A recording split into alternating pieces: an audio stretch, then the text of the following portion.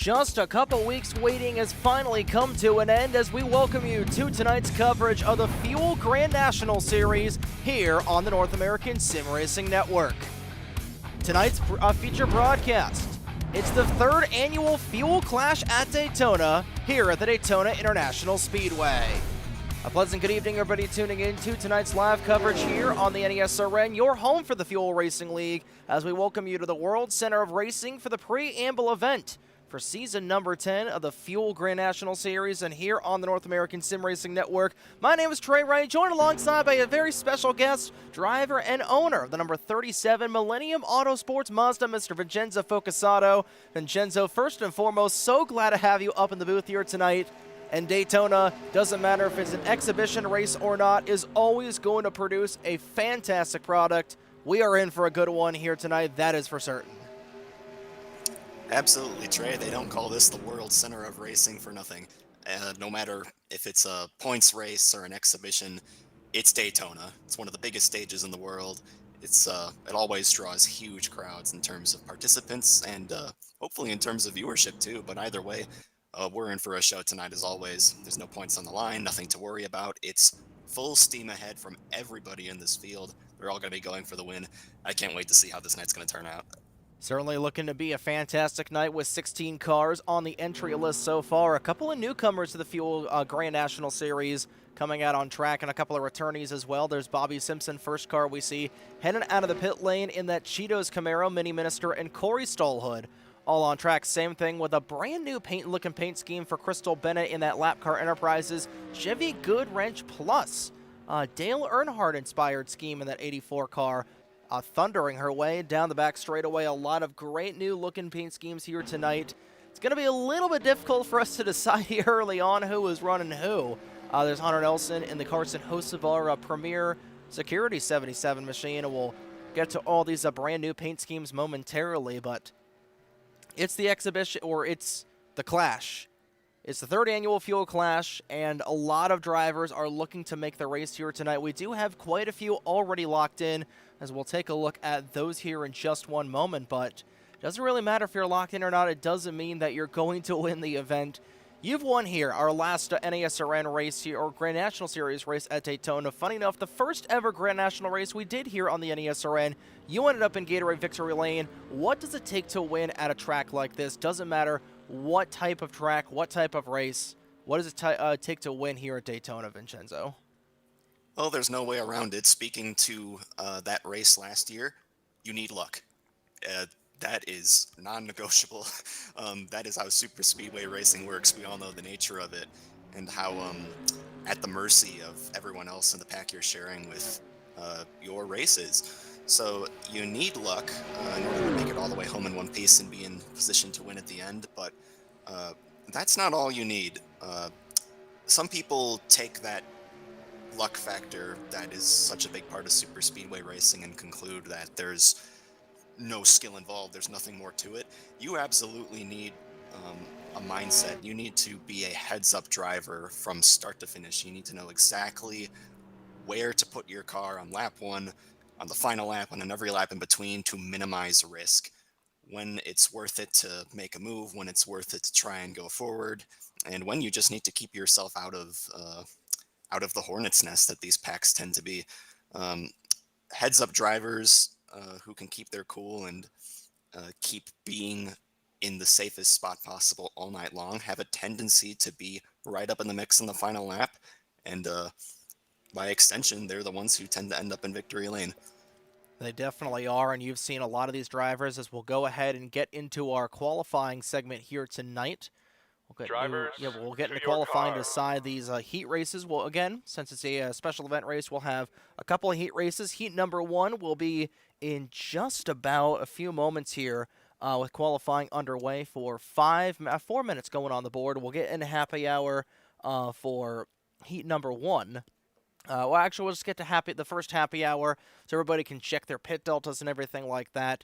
And these heat races, they are going to mean a lot for these drivers, Vincenzo. 10 laps going on the board, 4x in terms of the wear. We were joking with Tyler. He was only running like 1 or 2 laps during 4x in practice, and he was already complaining, my fuel is just dropping down like an airplane right now. That's going to be an interesting mechanic for these drivers to really try and work out here. And again, we could see caution flags during these heat races, and again, 40 laps going on the board proper. It's definitely going to be a fun one here to open up Season 10.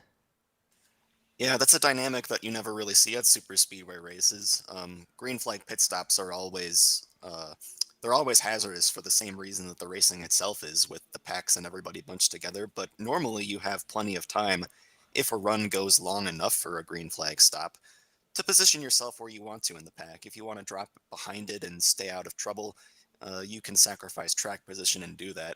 But uh, with fuel tanks that are only going to last a few minutes in total, you might not have time to really change where you're running in the pack relative to your starting position. So qualifying is going to mean uh, quite a lot more than it normally does for these heat races.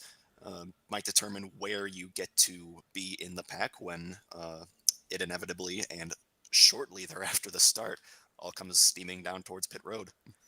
Absolutely. We're already got a couple of times on the board here with Ike Durbin, Hunter Nelson, Kenny Campos, and a slew of other drivers right now qualifying their way in.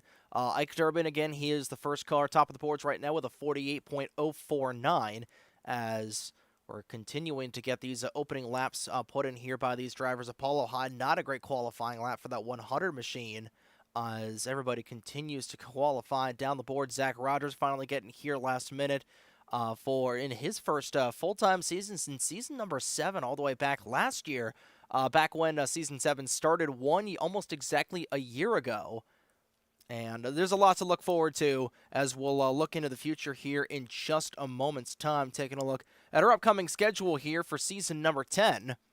Of course, you got the third annual Fuel Clash of Daytona here tonight on the NASRN. And then next week, we'll right back to the World Center of Racing with the first race of the season from Daytona. And then it is just a slew of different tracks, a very diverse schedule here for Season 10. We got Darlington for the second annual PPG Paint Southern Classic that Blake Warren has put together. That's going to be an incredible race next Wednesday. We're in 2 Wednesdays, so in a fortnight from tonight. We got Gateway coming up for round 3, Bristol, Kentucky, Watkins Glen for the second annual Death Craver 90K. For round number 6. We got Texas, Richmond, Talladega, another super speedway. Both super speedways for points races here on the slate here in Season 10. Got Martinsville, and then rounding out the 11-race slate with Homestead, Miami. So, Vincenzo, a very, very diverse slate of tracks here in this 10th season of competition, and we are bound to have a lot of fun. Yeah, there's some legacy cup tracks in there, some real known quantities amongst places like the 2 super speedways you said, Martinsville, Homestead. But then you have places like Gateway, where I don't believe GNS has ever been before, Richmond, where we haven't been in a couple years.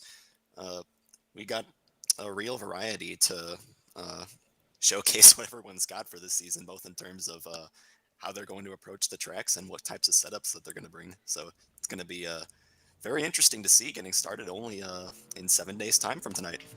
Absolutely. As happy hour will commence, we'll take a look at the who's going to be qualifying where, and 18 cars so far will be on the board, with Joey Tardamala coming in last second here in car number 94. We'll see if we can get a number tag and a paint scheme for him here late. But Apollo Hyde, that second lap of Flyer, the only car to run a sub-48-second lap here at Daytona. Hyde, Trevor Davis, Tyler Stoltz, and all the odd number drivers will be in heat number 1. And it looks like we're going to immediately jump into things here for heat number 1 as a line up and grid up down the back straightaway. So we'll immediately jump into the action here in just 1 moment's time as Apollo Hyde will lead all the cars that qualified on the even slates, on the odd slates I should say, on the inside here at Daytona, as we'll go ahead and send things down trackside for the most famous words in motorsports to get heat number 1 underway here for what's bound to be a fantastic night of racing here under the lights of the World Center of Racing. We send things downstairs for the command to fire the engines for heat number 1 for the Fuel Clash.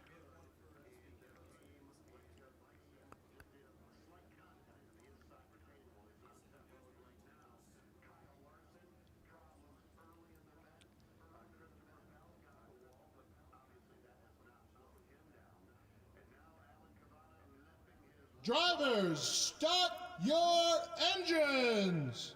And here we go. The engines have been fired for the first time in season number 10 as we line up down the back straightaway. Apollo Hyde and Trevor Davis will be on row number 1. If I'm not mistaken, Trevor Davis is making his Fuel Grand National debut. I'm trying to remember if he may have been before season 6. I believe it's his first start since Cicero last fall. So Davis in that 35 car will be on the outside row. You got Tyler Stallhood, the league admin, with the Ahir Alvarado to his outside. And it looks like it's just going to be an 8-car grid here for heat number 1 of the night. Apollo Hyde, 3-time champion here in the Fuel Grand National level. We'll await the pace car to head down the pit lane, and we will be getting ready to rock and roll for 10 laps here in heat number 1 as the pace car has hit the pit area. Hyde will lead the field towards the restart zone. And there we are in just a few moments. There we are as the green flag is out and away. Let's go racing at Daytona here for heat number 1 of the Clash.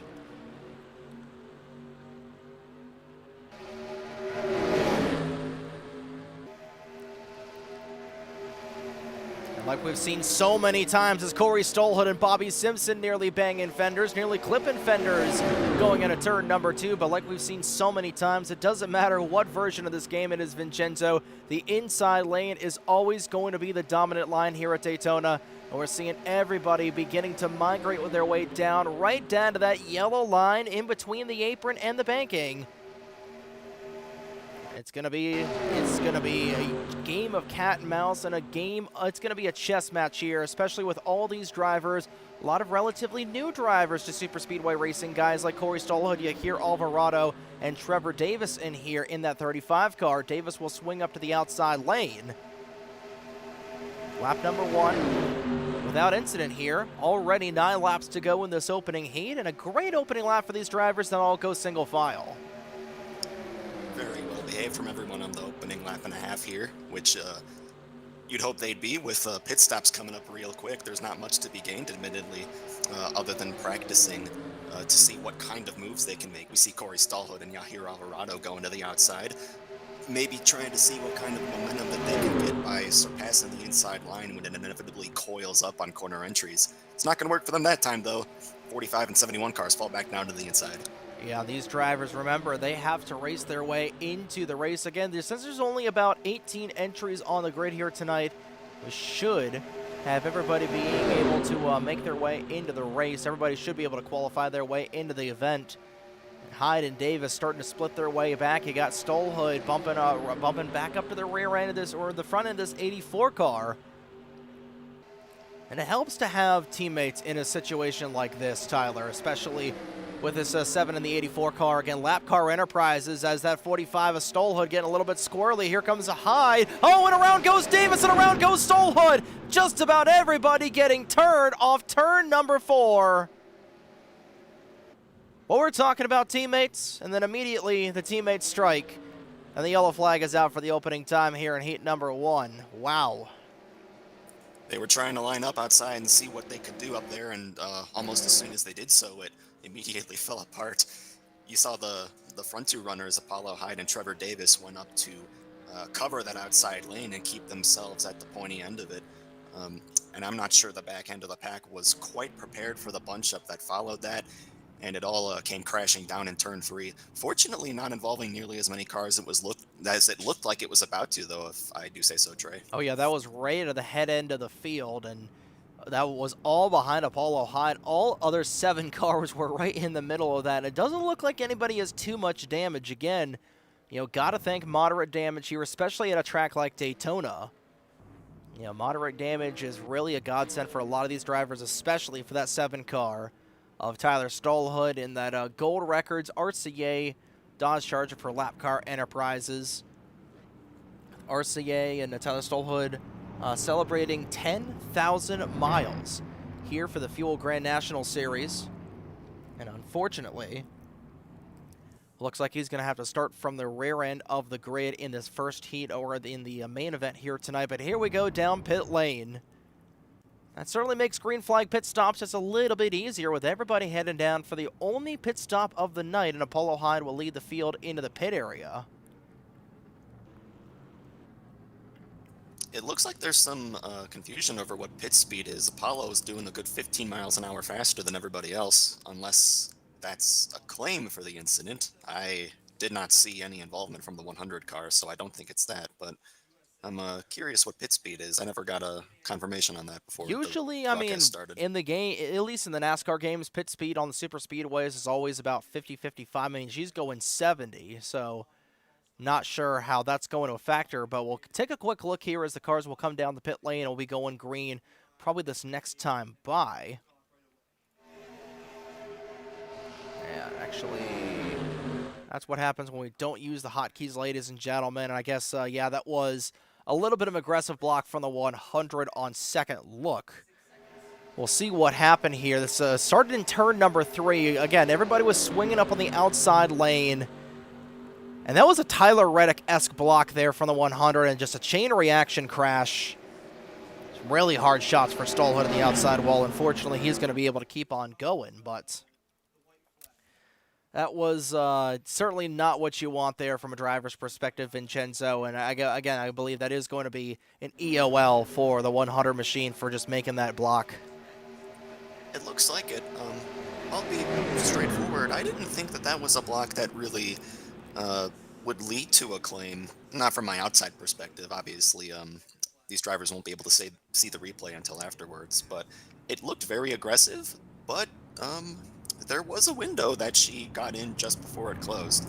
But in either case, the 100 car has taken responsibility for that incident either way, and will still be in the top 8 on the restart, seeing as there's only 8 cars, so Apollo Hyde got a little bit of work to do, but one of the best super speedway racers here. She's won twice in GNS this season on super speedway, so have to expect that she's going to get back towards the front sooner rather than later. Well, not sure what happened with Trevor Davis as he ended up, he was down on the apron of 3 and 4 there for a second. And he's just going to catch up with the back end of the field in that True Value Camaro. So here comes Bennett out of the pit lane, and that'll shuffle up the order just a little bit. Hyde will come back down the pit lane, just trying to pack that Subaru Impreza just with as much gas as you can. Just trying to get to the end. You know, it might seem like a 4-lap dash is not really going to mean anything in terms of fuel, but you never know it, especially at these speeds. You never know. We very well, again, we're past the point of no return, so that's going to be our one and only caution of Heat 1. And again, we talked about the inexperience of some of the drivers on the grid.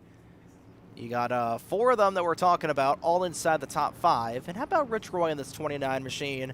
Previous winner on a super speedway. I think he won here back to the Sportsman Series race back in season 3. Season 3 or 4, if I'm not mistaken. That he did. That was last fall, his Sportsman victory at this very track. So he's a previous winner here at the World Center of Racing, and he'll line up in 3rd here for this final restart of heat number 1. And a lot of these drivers in this heat have not won races here.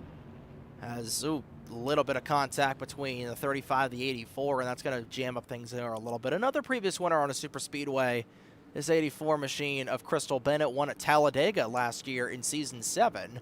One of the 2 races that Zach Rogers didn't win in Season 7, en route to a dominant championship run back in the 7th season of competition, and we'll see the Bulldog in heat number 2 here tonight. We'll restart single file with 4 laps to go in this first heat of the evening. It'll be Corey Stallhood, Bobby Simpson, each looking for their first Fuel Racing League wins proper here in this heat. Rich Roy looking for his first Grand National win. Same thing with Yahir Alvarado and Trevor Davis in terms of the first Racing League wins. But here we go. Alvarado immediately jumps to the inside of Roy. Had a great jump there in that Spam 71 car in that Ford. He's going to try and trundle his way to the front, trying to get that inside lane to work. And Bobby Simpson a little bit wishy-washy on which lane he wanted to run, as Corey Stallhood will go down to the inside lane, and he's going to hang Bobby out to dry, it looks like. That's a run being formed, if I've ever seen one, though, between cars 30 and 29.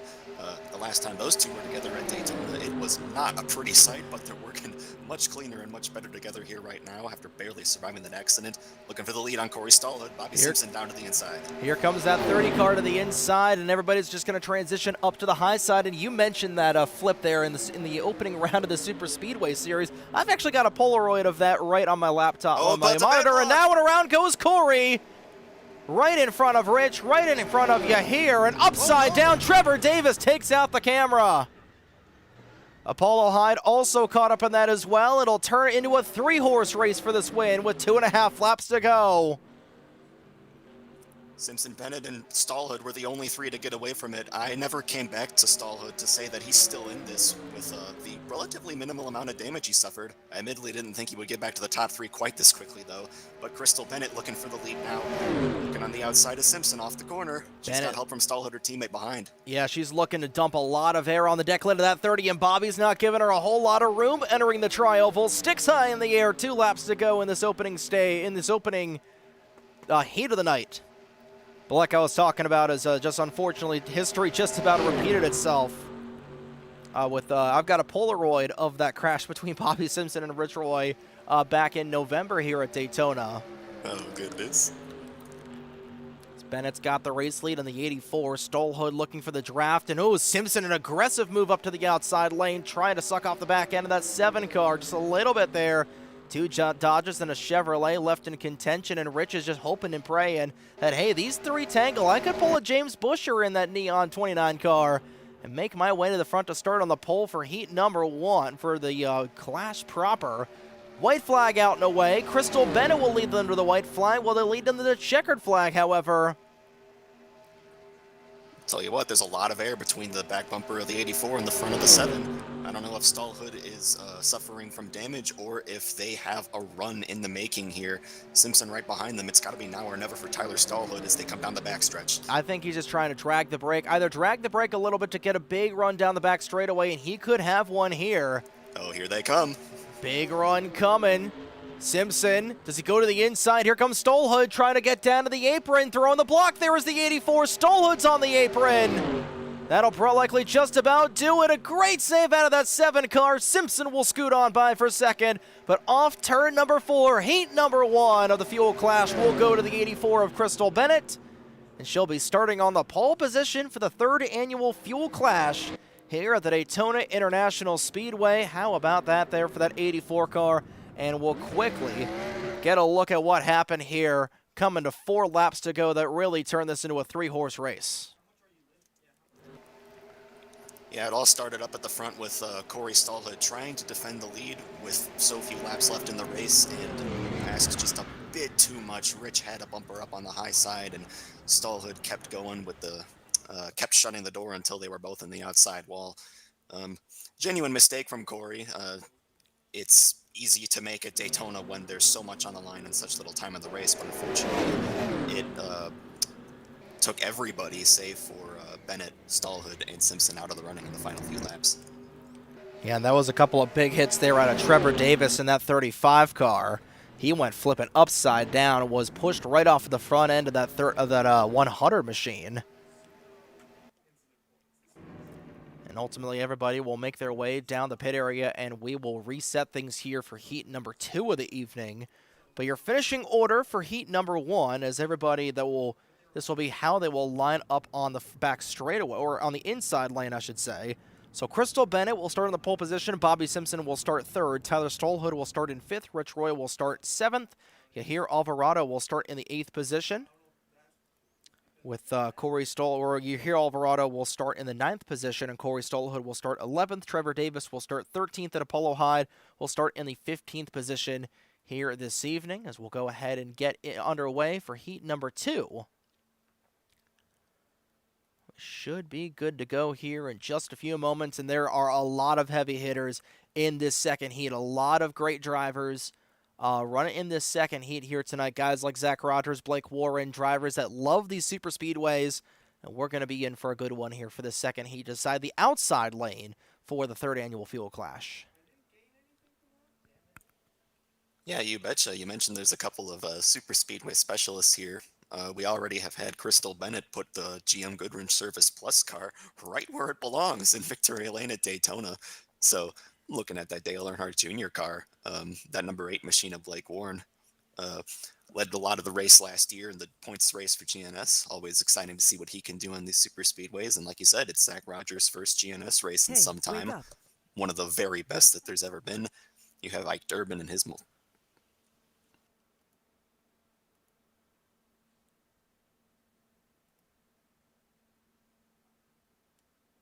Error. Channel switched. Channel switched.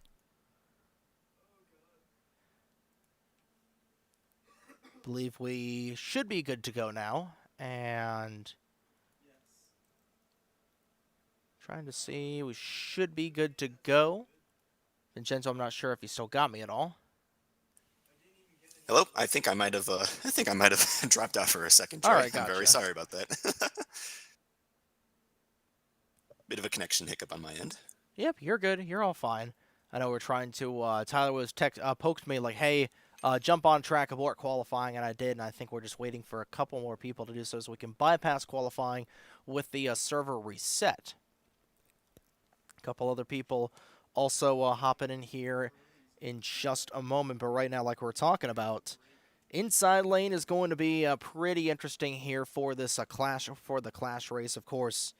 With Crystal, we talked about her winning in dramatic fashion at the Talladega Superspeedway last year.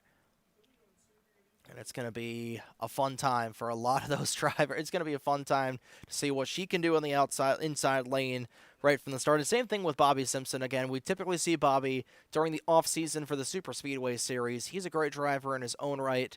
And it'll be interesting to see those two drivers pushing each other right off of the start. And, of course, you look at a lot of Lap Car Enterprise teammates on the inside lane. In fact, those are the only two LCE cars here tonight. I didn't see Drew Fast during practice, and neither did I see Keon Daly. So I believe those are going to be the only two LCE cars, and they're going to line up not quite nose to tail, but relatively nose to tail. Yeah, and they're the two LCE cars with super speedway wins. With wins at this track, Crystal just nabbed one in that heat, and Stallhood, I don't believe I mentioned, won the Winter Super Speedway Series race here 2 years ago. So a lot of history, a lot of winning history for these drivers at the World Center of Racing. So we'll go ahead, and we got 50 seconds until happy hour will officially commence here. Chris Bowes right now the only car that's put down a lap time in qualifying, so I believe still waiting for a couple other drivers to abort qualifying to bypass it. But Yep. again, Like we'll playing the waiting game here just a little bit as we're in a brief holding pattern. But again, your takeaways from that opening race, it seems like handling is going to be a big thing in the race here tonight. Again, we're running chassis 0, which is, you're kind of that ARCA mod, the kind of that ARCA physics that we're talking about. It is high downforce, and we saw a lot of movement from drivers being able to really make some solid moves. But I think the longer you get into the run, again, there was only tires were lasting maybe 5 or 6 laps in that opening run. And, but handling in these heats and handling throughout the race, I think, is going to be a big turning point for a lot of these drivers tonight. Yeah, it sure looked like it. You saw Stallhood sort of dancing up along the apron while going for the win there. That seems to indicate that these cars can get away out from underneath you when you're in tight spots. So hopefully everybody from Heat 2 had a good time sitting back and watching Heat 1 and took notes while they were at it and can apply it to their own race. It looked like the inside line may not have been as dominant as as the first lap made it look like it was about to be. I didn't get a chance to practice the setup and the chassis settings myself before jumping into the booth here, but it looks like it might be more of a factor where everyone else is and where your partners is and where your opponents are as to where you will set up your moves, which makes for about as dynamic of racing as you can get at super speedways. It's always it's going to be fun to watch this feature and this second heat, of course. Especially for a lot of these guys, all starting more towards on the outside. And we've got a lot of drivers up in here. Again, we're talking about a Rich Roy in that opening race. We're talking about Ike Durbin as well. I don't believe Ike has ever won on a super speedway proper. Trying to remember, I think his only couple of wins here, the only one I can remember is his win at Augusta last year. Trying to remember if he's won anywhere else. Ike, in fact, has super speedway wins at Goma, Fuel, and Fast. He won the Winter Series race at the Hyper Speedway 2 years ago, or I guess more like a year and a half ago. Drivers, start your engines! Also won King of the Road at Pensacola for his 2 Fuel super speedway wins. So, of course, Ike is going to be one to really watch out for tonight. He's going to be starting very deep in the grid here in heat number 2, and a little bit more size grid here. With all these drivers figuring out where they're going to qualify, as it looks like Chris Bowes will start on the pole position for this opening heat of the night, with Ike Durbin starting on the outside of row number 1. Got Mini Minister, Zach Rogers, Kenny Campos, and a slew of other drivers all starting up in here, and I believe we've got under 13 entries, so everybody will be making the show here tonight. Minister, not sure what's going on with the 22, trying to work maybe a little bit of heat into those Goodyear Eagles. But 8 cars in heat number 1, 8 cars in heat number 2. I think the only one we were missing was Joey Tartamala, who's pulled off in the 94, but here we go. Through the restart zone goes the grid. It'll be Chris Bowes, the newest driver for Warren Wentz Racing, leading them to the green flag. We're underway for heat number 2 of the evening here at Daytona.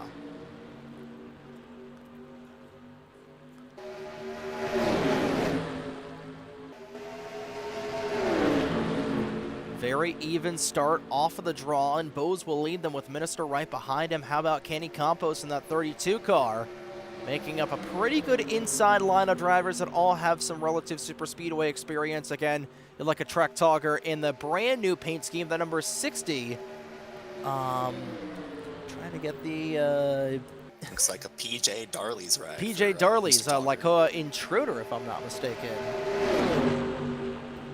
Trying to get the official, yeah, the PJ Darley's Lycoya Intimidator, I should say, here at Daytona.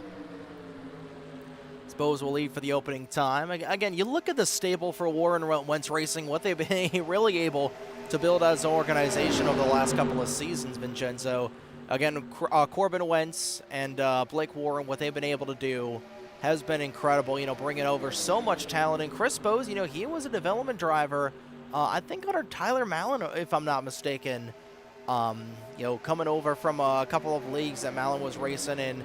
And he's really developed into his own, ran the 10 car to a couple of really good, really solid finishes at the end of last season. And here he is coming over for Warren Wentz Racing, driving that number 88 Dr. Pepper automobile. And he's got Mini Minister pushing him as well. Mini has really been another driver that's been flowing really under the radar for a lot of these guys here. And he's running in a really solid spot right now in that second position as we go on board the Discount Tire 22. These two at the front are working together very well off the start, just doing what they need to do and staying lined up with their good starting positions and holding off the pack for now. Kenny Campos, though, you know he won't be satisfied with third. He's thinking about the outside. Thinking about it a little bit. Togger right behind him. Togger finishing second in last year's Super Speedway Series Championship battle. You can't count out Zach Rogers. Just recently got his 200th career Cup Physics win in 2003 Sunday night at the Richmond Raceway. Did it in dramatic fashion. Side-by-side banging bumpers end of the race there between him and his teammate Randall Coleman. Rogers trying to fight for third. He's going to shove that 60 car out of the inside lane. How about Corbin Wentz? 4th car in the inside lane. He'll move his way up into the 4th position as Togger will fall back a little bit right into the clutches of Blake Warren. Oh, no. And he's going to touch him! Slideways, can he save it down the super stretch? He can. Wow. That is some incredible driving there out of that Togger Racing Unit owner driver. And unfortunately for him, he is going to need a caution flag in order to get back in the dance. He wasn't able to be brought back by Hunter Nelson, who looks like he is fighting a very ill-handling race car in that Carson Hocevar 77 machine. But that was one of the best saves I've seen in quite some time, especially when you're going in the grass like that at almost about 200 miles an hour. That is some pretty great car control, if I do say so myself. grass is not known for the grip that it offers these race cars, Trey.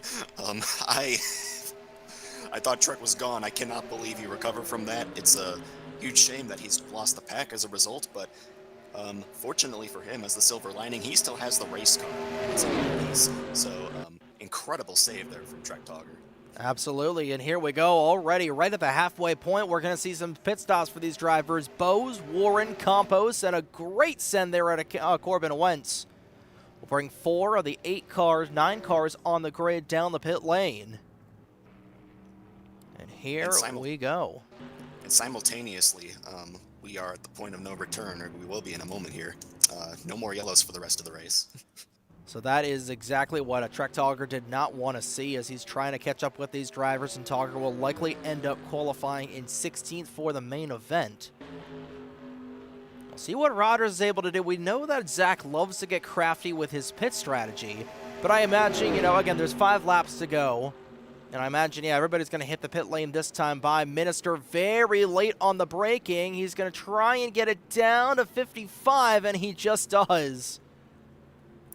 These 3 did a great job sticking together on pit in, because the pack that pitted the lap before them is very split up down the backstretch. I think they had different tire calls. They did not leave together. So if these 3 can stick together on the exit, they might be sitting pretty and ready to battle it out for the win for the final few laps. Oh, Mini Minister out. He overshot his pit stall, so that is going to be absolutely detrimental for that 22 car. And he's going to lose a lot of time in that 22. Rogers and Durbin will come out first. And again, you know, there's no teammates here besides the Warren Wentz racing cars. And they all pit on the same lap, but they were not on the same page whatsoever. So they're all going to be separated in that 88. And Zach Rogers will scoot his way out to the front here on strategy. Minister just now getting up to speed. And it looks like these overcut cars are going to beat the undercut drivers, as Warren just barely going to catch up to the 22. Had a mishap on the pit lane, and Rogers not quite long gone, but essentially I would say Rogers clear as can be. He's got about a 45 car length lead over that 86 car of Ike Durbin, and it looks like Rogers, barring a mechanical failure on the final 3 laps here, is going to be starting on the outside pole for the fuel clash and trying to get his 201st career Cup Physics win in NR2003 again. What can you say about Zach Rogers that hasn't really been said already? Leads the Fuel Grand National Series in wins with 35 off the top of my head, if I'm not mistaken. You know, took a little bit of a hiatus from the game over these first 2 seasons in a Season 7 or a Season 8 and Season 9, but he is back with a vengeance in Season 10, being picked up by Bishop Family Racing, a new team formed by RJ Bishop, and I think that 54 car is going to be the only Bishop Family Racing driver entered here tonight, if I'm not mistaken. But he's looking strong, and Bishop Family Racing definitely got a ringer in their stable here in Season 10, Vincenzo.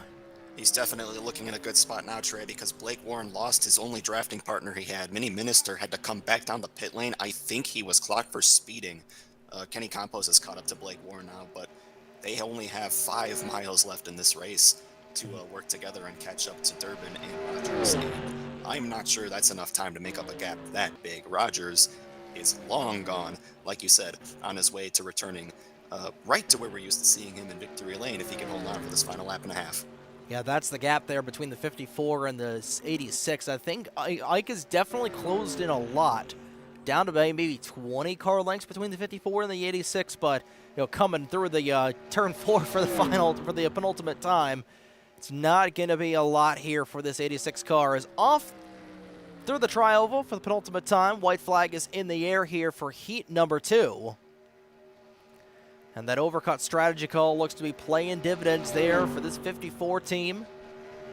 And looks like it's going to be a battle for third here between Campos and Warren. Those 2 were side by side for a brief moment, and Bose and Corbin Wentz are also going to go side by side. Same thing with the 60 as Trek Togger aggressively blocking Hunter Nelson. Nelson trying to get a run off the back end of the 60, and those 2 might make some contact here. Rogers looking like he's having fun out front, throwing that car all over the place, left, right, and center. Hey, he's looking for as much grip as he can as he's off turn number 4. Gonna slow the car down a little bit there in the 54, and through the tri-oval for the final time. Welcome back to victory lane, Zach Rogers. second consecutive race. He's going to do the win and spin here at Daytona, and he is going to get launched up into the catch fence. He and Ike Durbin doing some roly-polies in the pit lane. And that's how we'll end things up here for heat number 2 of the night, as Truck Togger is going to beat out Hunter Nelson for that final position on the racetrack in Mini Minister. We'll round out the 9-car grid here in heat number 1, so that will do it. To round out the grid for the third annual Fuel Clash. We had a photo finish at the line for third, too. Blake Warren just barely getting that spot over Kenny 6 Campos. 1,000ths of a second. I got to see that real quick. Yeah, doesn't get much closer than that. It definitely doesn't. Got to go ahead and try and see there. Then look at that finish by about maybe, like we said, 6 1,000ths of a second. So just by like the front nose of that 8-car. We saw it for a second, and then the good thing we saw it for a brief moment, and then the server reset. So we'll get things right back going here in just a few moments. But that's how the cars will line up here as qualifying has completed. We'll take a look at the starting lineup here tonight with Crystal Bennett and Zach Rodgers rounding out road number 1. Bobby Simpson and Ike Durbin will be road 2. Tyler Stolhood and Blake Warren will be road 3, with Rich Roy and Kenny Campos in road number 4. You hear Alvarado and Chris Bowes will be row number 5, with Corey Stolhood and Corbin Wentz in row 6. Row number 7 will be Trevor Davis and Trek Togger. Row 8 will be Apollo Hyde and Hunter Nelson. And Mini Minister will round out the 17-car grid for tonight's 40-lap preamble event here for the Fuel Grand National Series season number 10. I believe we'll probably get a handful of more entries here. Yeah, I believe car number 94, Joey Tartamella, simply missed the heat. I think he intends to start the feature. We'll have to see in a moment. Well, I believe we'll go through the motions of qualifying once again. And again, that was a really good handful of heats. Only one caution flag across both heats here. Pretty solid so far, and overall we are going to have, like we were talking about, we are going to have an absolute blast here tonight as we'll take a look at our race analysis for the evening. And actually, before we do that, we're going to go ahead and abort qualifying. So actually, not sure what happened there, I believe.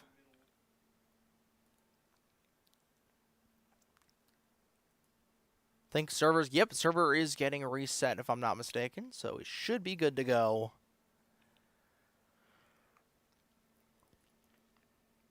Once we get everything in here.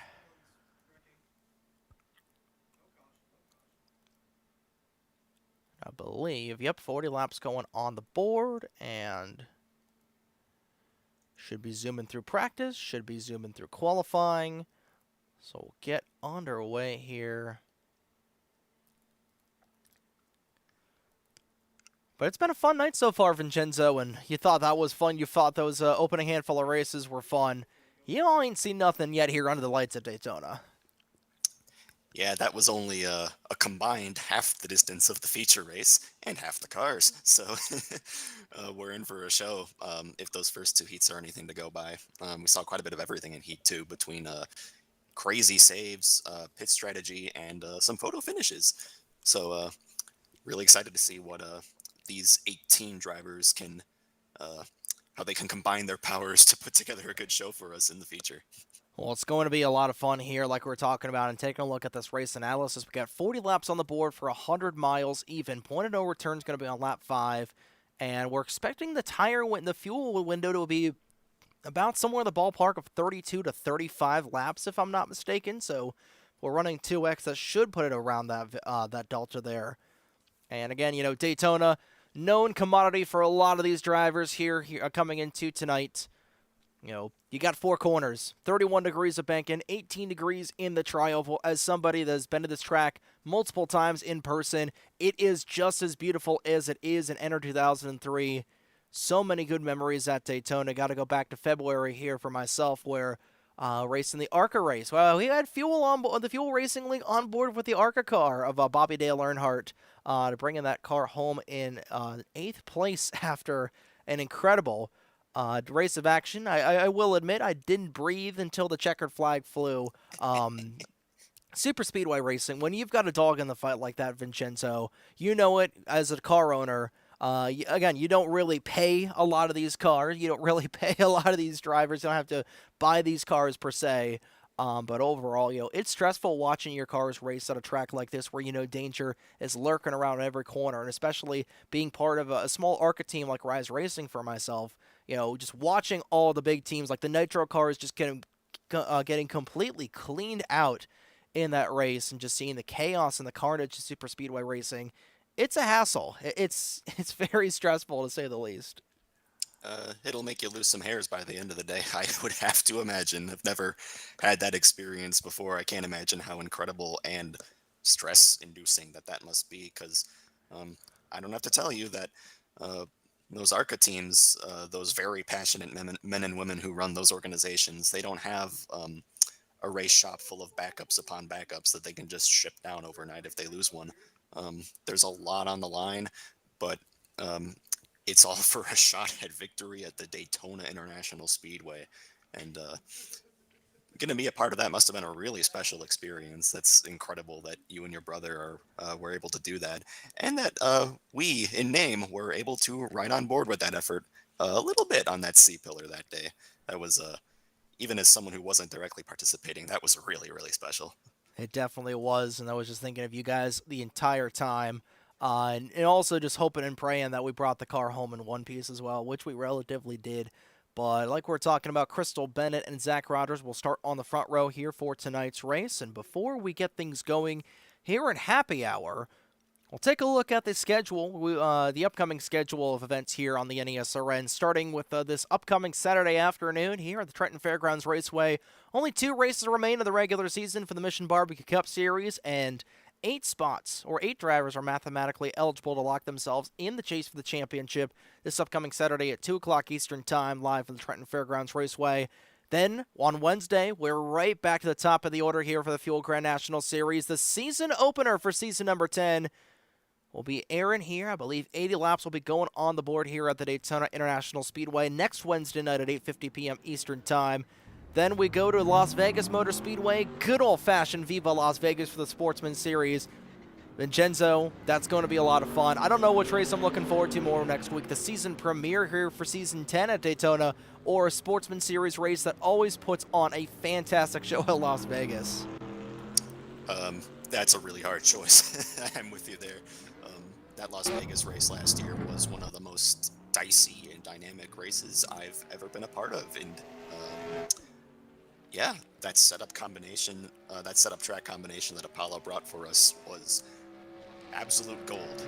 I don't think any of us were ready for that. I'm really looking forward to round 2 when we go back to there for the first time in a year next week. That's going to be a lot of fun as the drivers have been called to their cars here. As we'll take a look at the rest of the schedule, we got the regular season finale for MBCS next Saturday night as well from the Pensacola International Speedway. We continue with the Super Speedway race. It's pretty much just a 2-week slate of Super Speedway racing here on the NESRN at Pensacola to round out the regular season for the MBCS. And the Fast Renegade Pro Cup Series, 3rd segment of the season, will open up from the World Center of Racing. So a lot of trips down to Daytona here on the NESRN. We'll round out the next couple of weeks here at the Darlington Raceway for the 2nd annual PPJ Paint Southern Classic down at the Lady in Black. It's always a fun time. I believe that was our most attended race last year in 2025. But of course, all that is then, and this is now, 17 cars gridded up here on the pit lane of the World Center of Racing. Drivers, start your engines. And the engines have been fired, and we're about to see who will become the 3rd ever Fuel Class Champion here tonight at the Daytona International Speedway. Vincenzo, we got a couple of potential obvious dogs in the fight, but again, with super speedway racing, you just never know. But who is your pick to win the 3rd annual Fuel Clash this evening, as the cars will figure out their starting slots here heading on the turns? That's a difficult question. There's I mean, we saw Crystal Bennett and Zach Rogers emerge victorious in the heats. It'd be silly to count them out. Um, but Apollo Hyde is always someone who ends up in position to win these super speedway races. It took her a while to actually pull one off due to some repeated bad luck, but once she did so at Under Armour this spring in the GNS division, she's gotten 2 of them since then. I think Apollo is going to be someone to watch out for, especially since her support includes previous Daytona winners such as Crystal Bennett and Tyler Stallhood.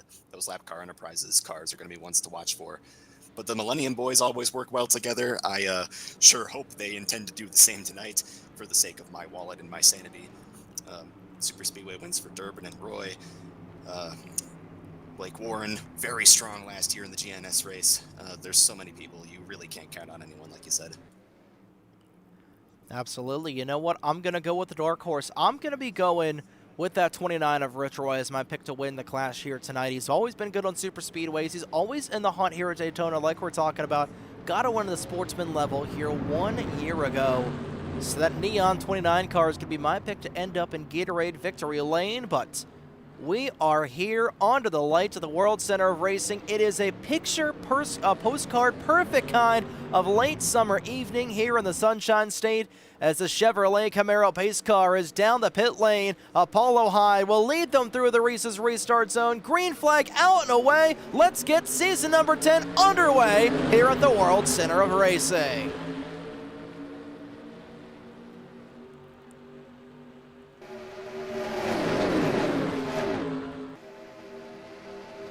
We already saw 3 wide off the initial start when Trek Togger thundered his way to the inside, and if that's not going to be a recipe for how this race is going to go tonight, Vincenzo, I don't know what will. That moment through the grass doesn't seem to have tempered his desire to get to the front. Oh, you hear it with the same situation. Down the racetrack goes the 45 and around in turn 3. Togger once again, and then he kept it straight again. There we go. That was damage control 101. I think everybody got away with that, Trey. Well, if once was a fluke, twice is a pattern. Great car control for that 60 car of Trek Togger, and that all got started when you hear Alvarado got arrow pushed out of line, came back up the racetrack, and that was a very big reaction there out of Corey Stolhood that unfortunately is going to cause him to bring out this opening caution flag of the night. He sped down pit lane for the EOL. Well, we knew it was going to be a crazy start to the race. Admittedly, a bit crazier than I was anticipating for lap 1 anyway. But yeah, looks like a bump gone wrong from Stallhood to the back of the 71 car, and somehow the stars aligned to let everyone get away from that without much damage. It doesn't look like much damage from the outside perspective anyway. I think you hear and Corey and Shrek somehow all got away with that and will be able to continue. It looks like Ike Durbin may have got a little piece of there in the rear, but great job by Kenny Campos. Seeing all the carnage transpire and unfold right in front of him, just didn't quite slam on the brakes enough to kick out the rear end, but did a great job of taking down the heat on that Embassy Chevrolet Camaro. And great news for a lot of these drivers. Again, doesn't look like there was a lot of heavy hits. I think, like you were talking about, great damage control by all these drivers. I think it's going to be either Stallhood or Alvarado that would have the most damage, if realistic damage was on. And even at that, little bump, sideways, back down the track, and then just probably a little bit of nose damage on Alvarado, and then Togger just doing a great job of weaseling his way through there in that 60 machine. And hey, 17 cars are going to remain out on track, and again, you don't get car control like that in any other racing league other than the Fuel Racing League, because that was incredible for these drivers. And we did see some split strategy on the pit lane. We got cars coming off, we got cars coming on. It looks like we only had 5 cars stay out here for this opening time. Tyler Stallhood won the race off pit lane. Yeah, like you said, there were close calls too for getting clipped in the quarter panel isn't something that you save from spinning that often, so heads up to Ike Durbin for keeping that car underneath him. And for Kenny Campos, like you said, going back to Yahir Alvarado for a moment, that's the second close call that he's gotten away with, and even closer than the first one. That sole caution in the first heat, he somehow jumped right through an opening that that appeared right in front of him. Him and another car whose memory is escaping me exactly which one it was did that, but he's gotten away with it twice so far. Probably thinking his lucky stars that he had enough luck to withdraw from the bank to get through both of those. Was hoping that luck isn't going to unfortunately strike 3 times here, as we'll get the 1-to-go signal this next time back around. 5 cars stayed out under this opening caution flag of the night, and everybody else came down the pit lane. You got Apollo Hyde, who will lead the opening 4 laps of the night. Crystal Bennett has immediately found her way back up here in this 84 car. You can bet those two are going to be working together. Lap Car Enterprises and Marvelous Racing, very closely aligned teams that the two of them race for, as we got some more cars coming back down the pits. Yeah, we got Stallhood and Compost back down the pit area. Again, you know, we talked about it a little bit close on fuel for a lot of these drivers. And again, you know, we're going to be coming back through the gears this next time around. You know, if you want to maybe turn this into essentially a one-stop race here, you know, we could see some drivers trying to say, hey, you know what, there's probably not going to be any more caution flags coming out, so we should be good to make it to the end. But that will give the race lead to Zach Rogers in the 54 machine, and Chris Bowes was going to line up in second. I believe he is still going to line up in second. He's just trying to keep that car flat so we can save a little bit of fuel here, and did get a confirmation from him in between the heat races that he's not a development driver for Tyler Mallon, but he is an affiliate with Many Minister. So Many came here early in last season, in season 9. I think they made their debut at Michigan. And then Bowes, if I'm not mistaken, made his debut at Indianapolis. So both those drivers working relatively simultaneously, and Bowes getting the call up to Warren Wentz Racing. And that Warren Wentz Racing program, they've got 3 cars in that organization here on the grid here tonight with Bowes, Warren, and Wentz. It is going to be a little bit weird to not talk about RJ Bishop being part of that brigade, but Bishop, of course, opening up his own team, and they've got an only entry with Zach Rogers here, like we talked about, a little bit of a ringer there for that 54 car. A lot of silly season. Silly season was just running at a fervent pace over this last month or so, Vincenzo. With Zach Rogers coming back, the Warren Wentz Racing guys acquiring all the Infinity Stones, a lot of new drivers up in the fray. Yeah, a few weeks doesn't seem like all that much time, but it was enough for plenty of shuffling in the driver and team and sponsor and manufacturer market. A whole lot of new faces and new places, but it's good to have them all back here, and sure that these drivers with new arrangements are looking forward to seeing how their new places turn out for them, what they can do. Well, will be the Bulldogs starting on the inside, and Apollo Hyde will lead the field back through the green flag. Here we go. 5 laps, make that 4 laps in the books here at Daytona, and Rogers gets the jump on the inside lane. Does anybody else go with him? Doesn't look that inside lane is nearly as organized as the outside lane is right now. A lot of veterans on that outside lane, and a lot of shuffling for these drivers. You got Hunter Nelson back there in that 7 car. Talked about having a very loose handling race car in that opening, or in that second heat of the night, I should say, in that 77, and there he is, middle of the pack. We'll have to see how that car is with all that dirty, turbulent air right in the middle of these packs, but that inside lane is going to reform here, and here we go. Inside lane is a chugging on the inside. We got 1 car, somebody warped down into the infield. I believe that was a 35 of Trevor Davis. Thought he spun there for a brief moment in time, but will remain green. Forgot to note under that yellow there that the top 4 cars all chose the inside lane for the restart, so it always makes you wonder when something like that happens, if they're trying, if they think that lane is preferable, or if they're specifically trying to stick together. Hasn't quite worked out for them, though, whatever the plan was, as they've lost a little ground to Rogers and Bowes on the restart. But they're reforming back on the high line and looking to make up that ground again. Crystal Bennett giving a little bit of a shove to Apollo Hyde coming into turn number 3. Those 2 cars in the inside lane at the front. You got Bowes in the 54. They pulled out a lot there. They pulled away from the front bumper of that 29, and that's going to cause that outside lane trying to get a little bit of a run going back through the trial as we've completed our first couple of laps under the green flag here in the 3rd annual Fuel Clash. In case you're just tuning in, haven't missed much, and you're just going to catch it at the right time. Corbin Wentz nearly upside down. Crystal Bennett will go upside down.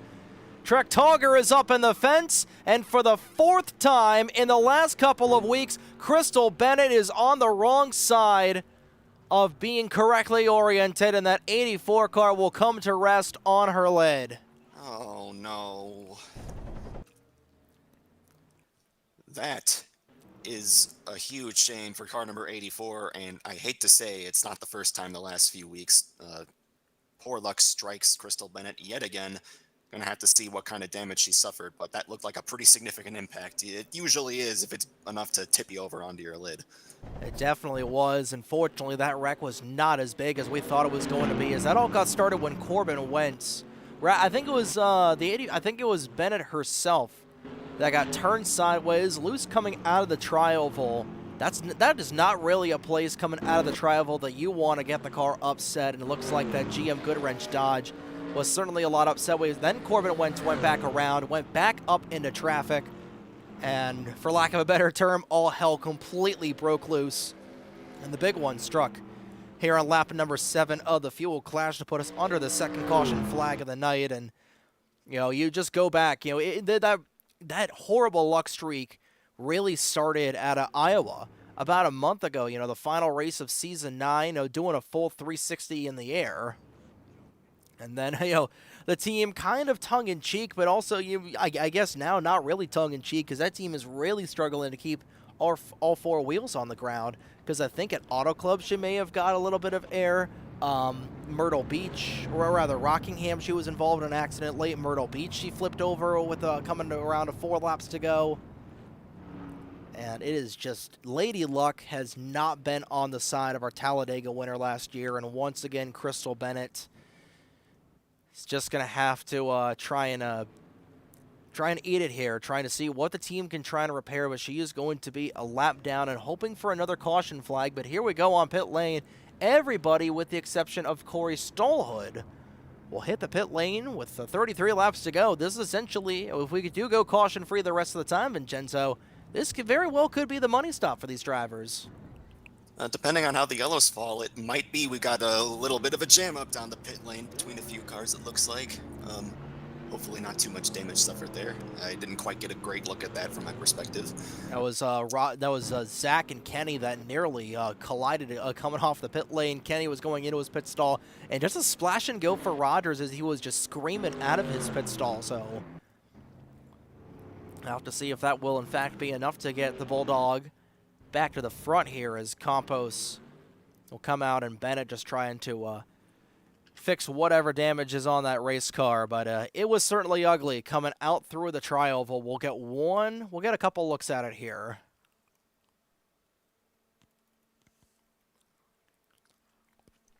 It looked like just a push gone wrong. I think Bobby got right in the back end of that 84 car, turned her aside, and then Corbin Wentz, he was on his side there for a moment. And upside down, watch that 84 car fly. Just did the single revolution. I thought she was going to come back on all 4 wheels. She nearly tipped it back over, but unfortunately couldn't roly-poly the car back over, and that was scary. I really thought Corbin Wentz was going to end up in the catch fence. We're going to have a lot more cars airborne, but fortunately, it was just the 2 cars that caught some air. Got a wider angle look at this crash.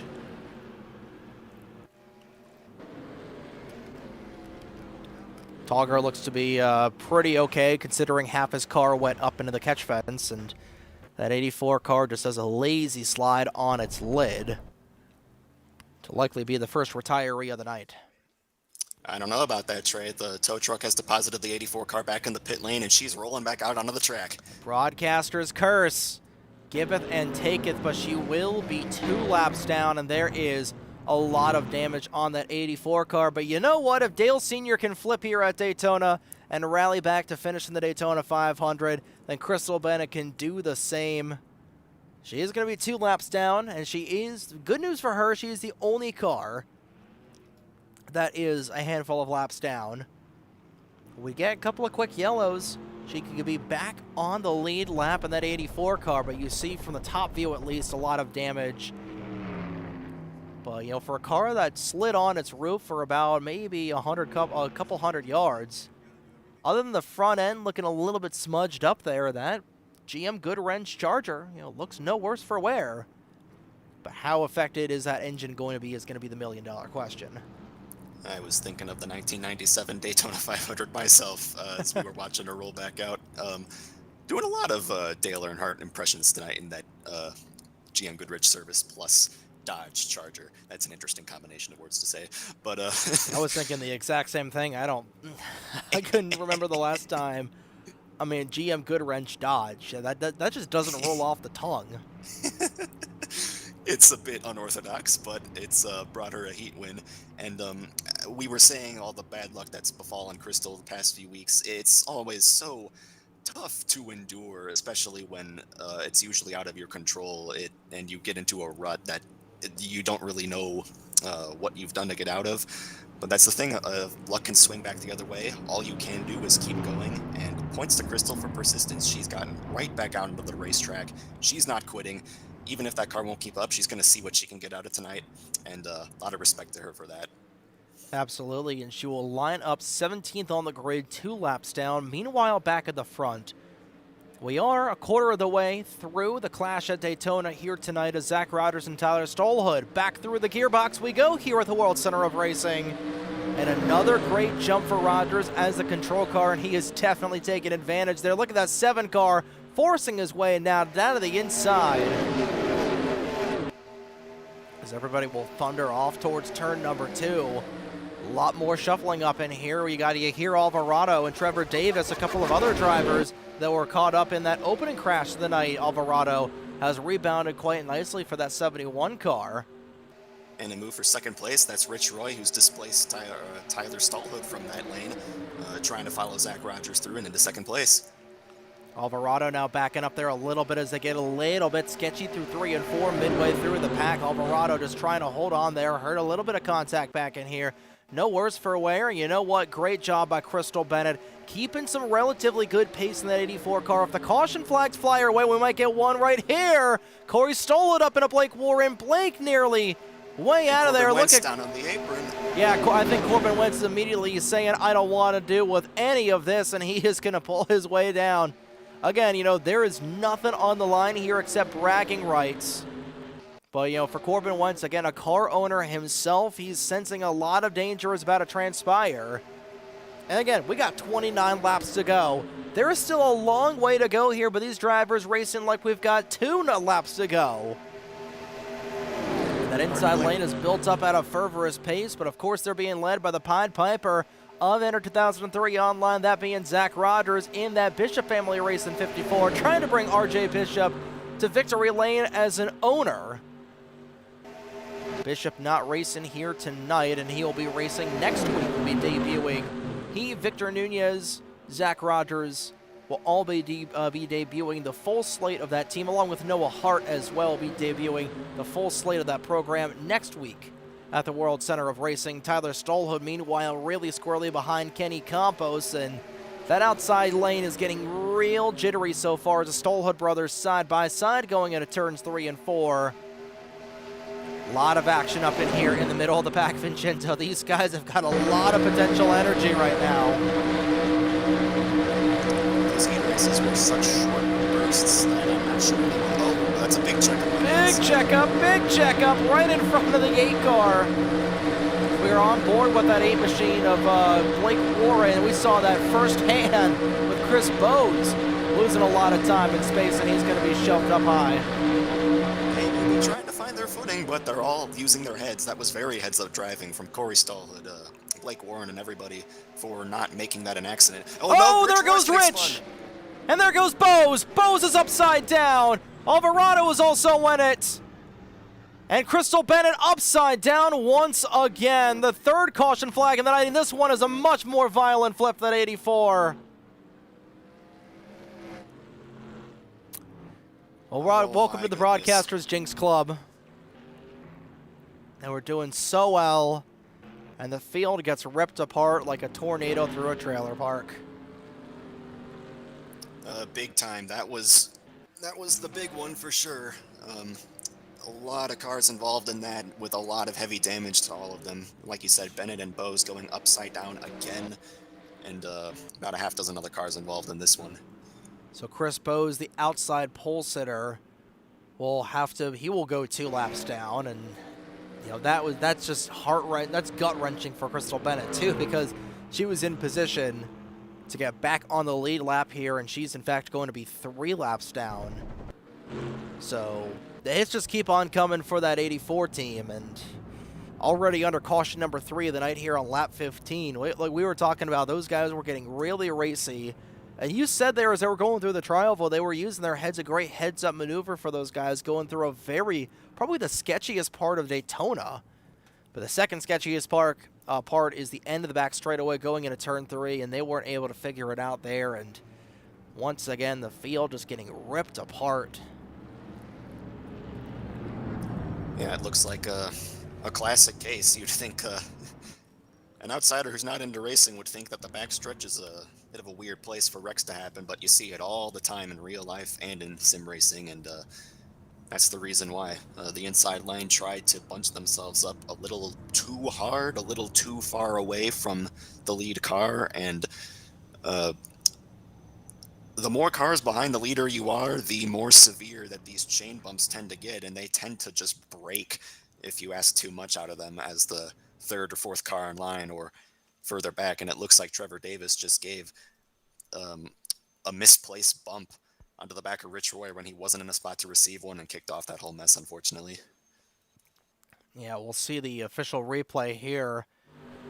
Heading down the back straightaway. You know, again, it looked like it was just going to be Rich that was the only one involved in this, and there he went in the 29, and the whole field is going to get ripped apart hard to the inside wall there, and you see everybody, you know, getting completely shredded. And we'll see the secondary incident here, as that was Chris Bose just got really out of shape in the 88, and he was not able to really hold on. Again, that was the second instance of the accordion, because everybody slowed down. And Alvarado caught the 88 at a horrible angle, and Stolhood did the same. And you see, you know, Crystal just doing some breakdancing there. Not something you want to see. Again, we've already talked about it once already. The Crystal Bennett has had a tough time staying on the ground. And once again, for the second time in this clash, Crystal Bennett has gained air. And well, we aren't too far away from Cape Canaveral, but you really don't want to become a rocket ship here in terms of the gaining flight. Yeah, unfortunately, that thing is not graded for space travel, that Dodge Charger of Crystal Bennett's. Same with Chris Bose. I believe those were the 2 who went upside down. But again, going back to the persistence that these drivers are showing, she's still out there and still rolling. As long as the engine's running and there's 4 tires on the thing, Dale Earnhardt couldn't be stopped, and neither could Crystal Bennett. Coming back down the pits for some more repairs, perhaps, and for a top off of fuel, but can't stop Crystal Bennett that easily, Trey. Absolutely, like we're talking about a previous winner on the super speedways. Funny enough, at Talladega, which is Earnhardt country down there. So the Dale Senior comparisons are certainly a plenty here between the 84. And the Big E himself. And again, you know, you look at that paint scheme, you know, a Dale Earnhardt-inspired paint scheme. And we'll see what Crystal's able to do here. Again, 3 laps down. Didn't get one of those laps back since she was involved in that accident. Good news for her, we haven't reached the halfway point yet. The bad news for her, Chris Bose is currently scored as 1 lap down, I believe. He's going to likely end up being 2 laps down once this all recycles out. And if Bose is in fact 2 laps down, then Crystal is going to need a lot more yellow flags to come out here for her to have a chance at being back here. And again, there's no telling, is she going to be caught up in any of those more cautions? Is she going to be sent flipping upside down for a 3rd time here tonight? We don't know. You never know.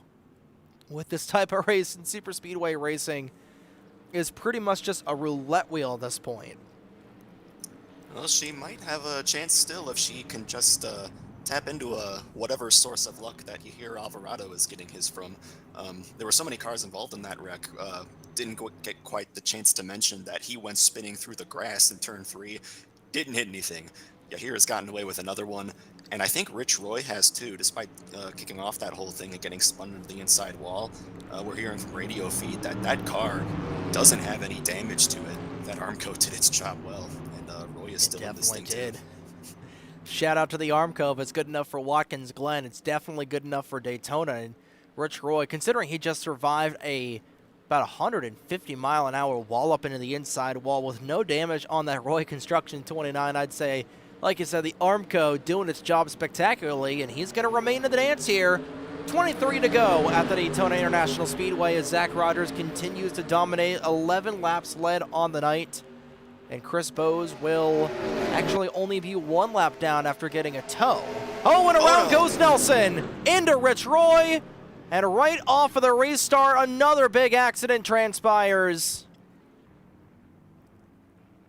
Oh, we got another one upside down. It's Crystal's teammate this time.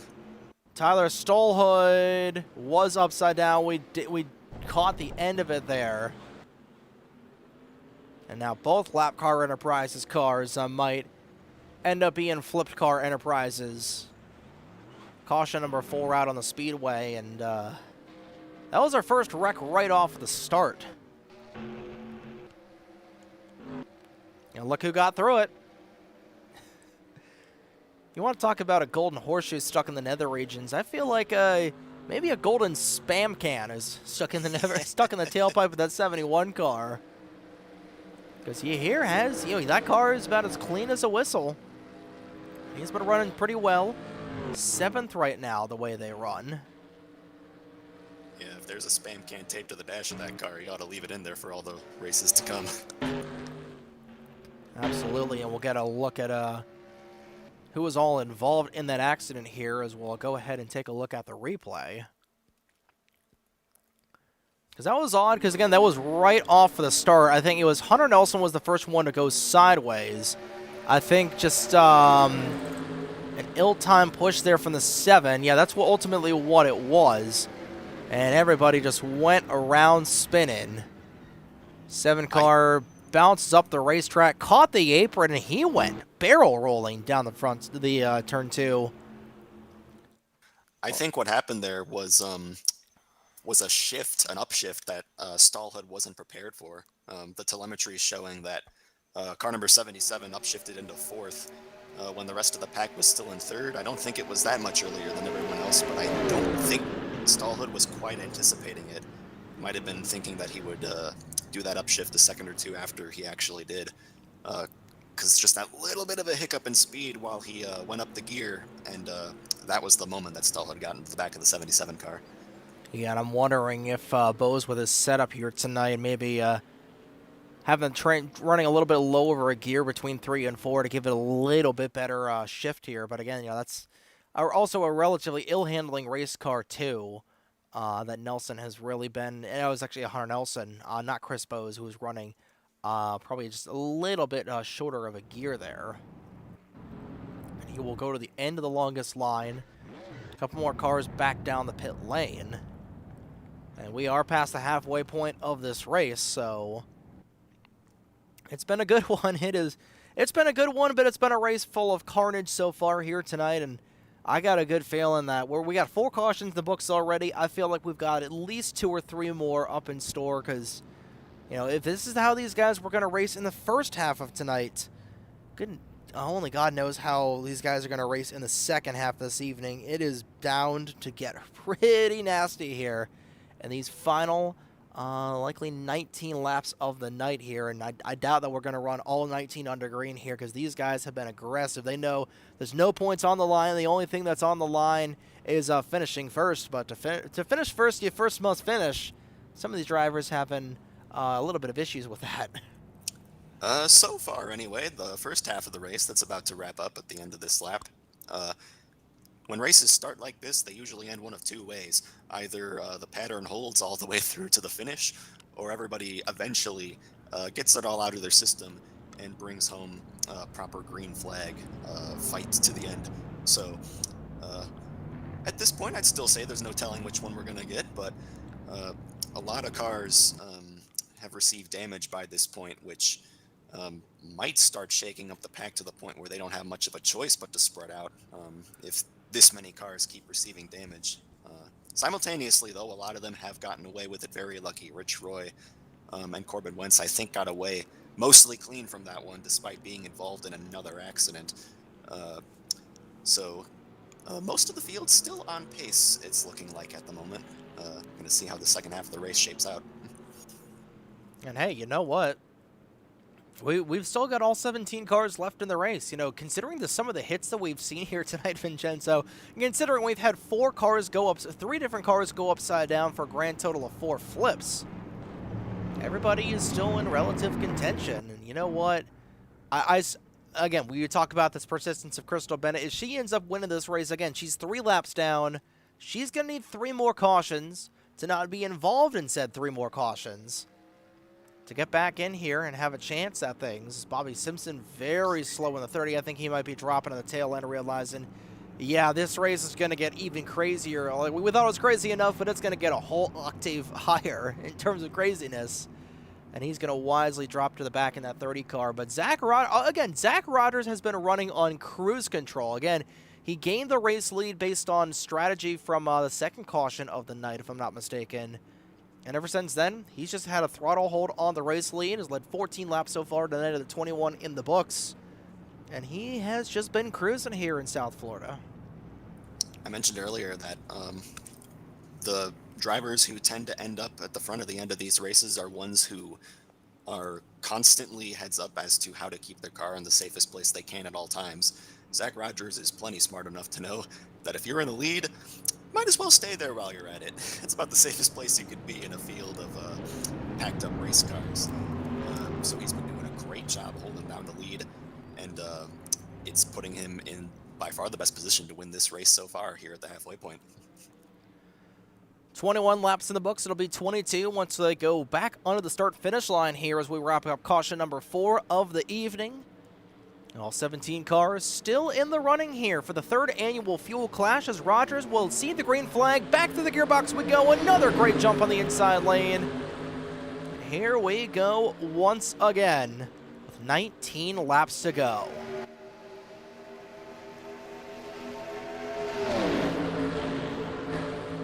Bit of a shaky restart for that outside lane, but they'll all repack together soon enough. Rogers, though, with the jump, as you said, in a great spot to continue holding down that inside lane, just as he has for most of the race thus far. You got Kenny Campos, Mini Minister in that inside lane. Same thing with Yahir Alvarado in that 71 car. Got Corey Stallhood up in here on the first car on the outside lane. That outside lane starting to make a little bit of noise here, along with Apollo Hyde. You look at Apollo's stats. Again, we talked about it during Anchorage last year, but, you know, she really typically hates these super speedway races, but she's also one of the best at them. You know, consistently being towards the front, doesn't really have the wins to really stat pad it there, but won at Anchorage last year on a last lap pass over Tyler Mallon. 3 wide, look at Corey Stallhood shooting the gap between the 32 and the 71. Up the racetrack he goes, he's going to pinch Kenny like he's on the playground. And Kenny is immediately just going to back out of there. Still 3 wide. Here comes Ike Durbin in that 86 car. First time we really mentioned Ike here tonight. He's been more towards the back of the grid. Campos will be down on the inside. And that was a lot of movement up there down the back straightaway. We nearly had caution number 5 on the board. Great driving by these guys. Awful close quarters racing for drivers who have been part of a race with this many yellows so far. But credit to all of them because they gave each other an inch is all you need, and they left each other enough space to keep on going. But that's worked out very handsomely for Ike Durbin, who's up into 4th place now. And car number 71, Yahir Alvarado.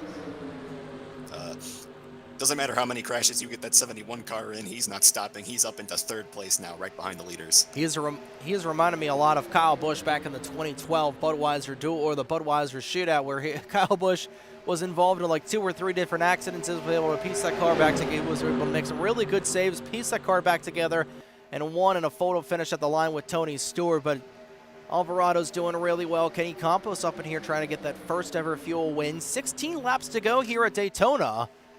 The question is, do some of these drivers like Zach Rogers need to come down the pit lane at least one more time? We saw Rogers come down for just a splash and go. But with all these caution flags that are in his favor, I wouldn't be surprised, if he can mathematically make it to the end. If not, he's probably going to be like one lap short. I think Rogers, realistically, is probably going to need one more caution flag to be able to make it to the end here, which the way that you guys have been racing is not completely out of the question, especially once we get to the final third of this race here in just a few moments. These guys are really going to get dicey, but I just don't know if Rogers can mathematically make it to the end. That is just my one question on my mind. Other than that, I think everybody should be able to go completely balls to the wall here to the end of this race. I would presume that he would have taken the opportunity to pit during this last yellow or two, but you never know. It could be a strategy call to stay out front while everyone else is staying out of the pits. In either case, he's got this race well under control at the moment, leading Mini Minister around, who's been rear gunner for a lot of points this night, also doing a great job himself. Car 22, Corey Stallhood in the wall. Stallhood once again, he's bouncing completely off of the wall.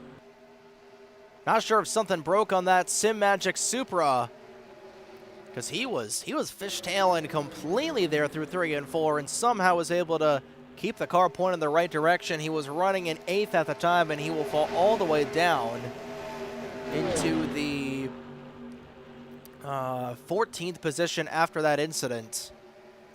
That was like nearly bad. He got a run on Rich Roy and was trying not to hit the back of him as he changed lanes, as Stallhood changed lanes through 3 and 4, but he's kept it together and just behind the main pack, so no harm, no foul, it looks like.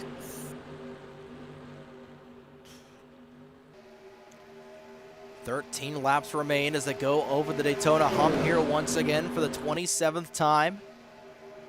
And it's Rogers continues to dominate. This time by will officially led the most laps in tonight's race. It doesn't mean anything in terms of points as we got a wiggle there out of that 100 car.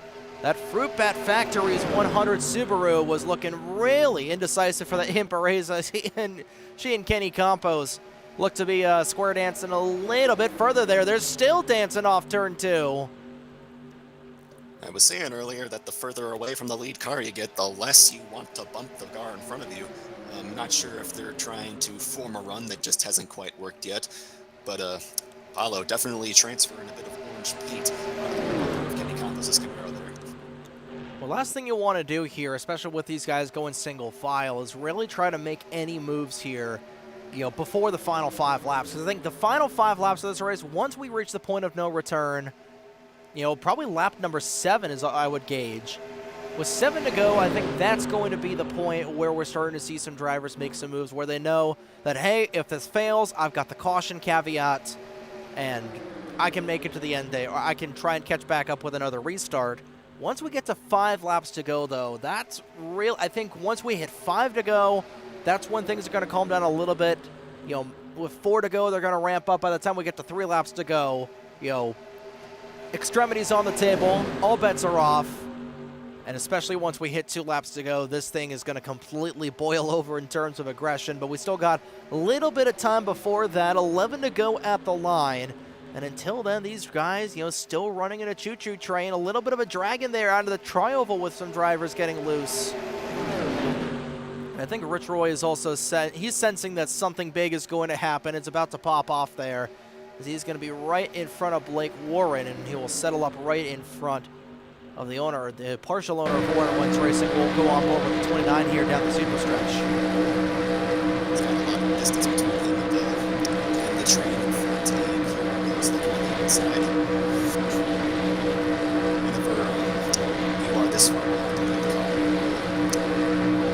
in turns 1 and turns 3, there's always a check that everybody tries to give each other just a little more space in the car to make sure there's more in the car, because it's that.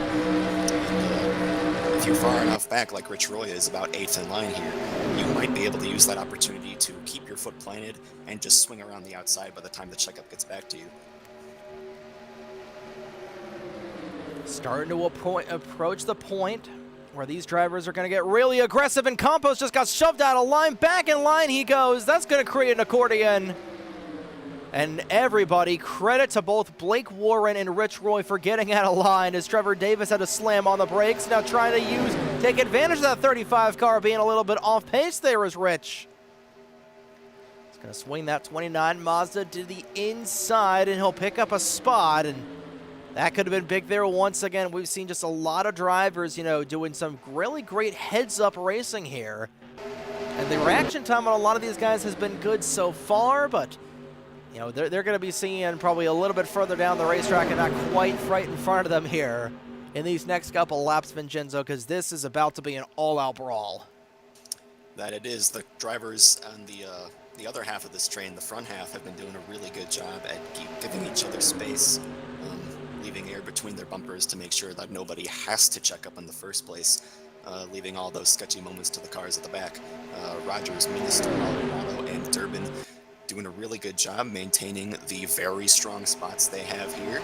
Laps are counting down, getting closer to 5 laps to go. They're all setting themselves up really well. Here comes Hyde. Ooh, Apollo down underneath the yellow line, making contact with Kenny Campos. Great save out of the 32. That was forceful.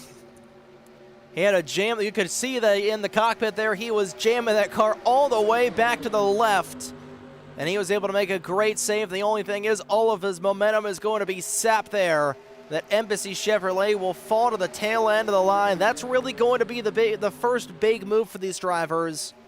It's that battle there, but that contact between that 100 and that 32, but we're coming around to 7 laps to go. Point of no return is just around the corner. We saw how crazy the point of no return got in heat number 1. And I got a feeling we're gonna see it here once again with 7 laps to go. Lap traffic is in the way with Hunter Nelson. This is gonna get fun. This is really gonna get dicey as well.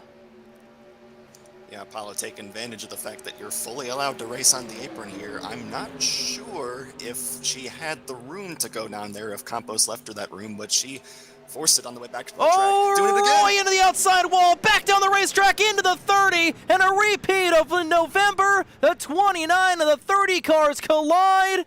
Roy nearly upside down, and the caution flag will fly with 7 laps to go. We will get a restart. Oh no, that one turned out a little cleaner than the last one, but that's not what Roy or Bobby Simpson needed. Not at all. Neither with Corbin Wentz. They were all trying to keep themselves clean and in position. They were in a pretty good spot right behind the leaders there, but they're not going to have a whole lot of time to make up for that on the restart.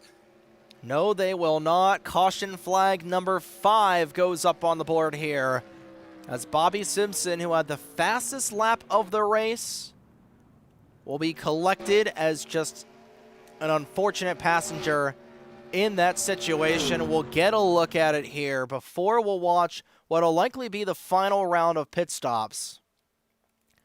And like we said, that was when I saw Rich go back down the racetrack into that 30 car, I genuinely thought that was going to be a direct repeat of what we saw last year. Just a bump there between the teammates, and then back down the track, Bobby gets on his side. So both cars are going to catch air. Like you said, not nearly as bad as it was last year with both those cars pirouetting down the back straightaway, but pretty much same spot on the track. Both with the drivers with the same numbers, and ultimately that could have been big. That could have been a lot worse for those guys. Yeah, yet again, they've gotten away with it, I'd say. But I think that was a case of giving just a little too much room to Ike Durbin. Roy trying to be a really good team sport and let Ike Durbin back in line after Apollo shuffled him high. But I think he lifted off the throttle just a tiny bit too hard with Trevor Davis right on his bumper. Margins are so fine here at Daytona, and unfortunately, that's all it takes. Crystal Bennett will get the free pass here as the lights are out on the pace car. Roy is down the pit lane along with Bobby Simpson. They're just going to try and get as much repairs to those automobiles as possible, and this will be a quickie yellow. So we'll get one final look at here at this accident between Rich and Bobby. And again, I really wish, because we've been talking about it all night long, last year's crash. Again, I've got the Polaroid of the crash on my dash here. But Rich up the outside wall, back into the 30. I genuinely thought those two were going to pirouette into the infield once again. And they did, We've had how many? I don't think we've had, what, 6 different cars, have, not keep all 4 wheels on the ground here tonight. Daytona is not pulling back any punches, and we are seeing it in droves. It historically hasn't tended to be a terribly forgiving track, and it's reminding us why tonight, if anything. But still 16 cars. Chris Bose unfortunately dropped out of the race with all the damage that he suffered, but 16 of your starters are still going to be in the hunt here. 15 on the lead lap for this final 4-lap dash to the finish. So here we go. With 10 miles remaining here at the World Center of Racing, this is how they line up. Zach Rogers has been at the front end of this train, has been the locomotive of this train all night long, will lead 30 laps once they go back through the green flag.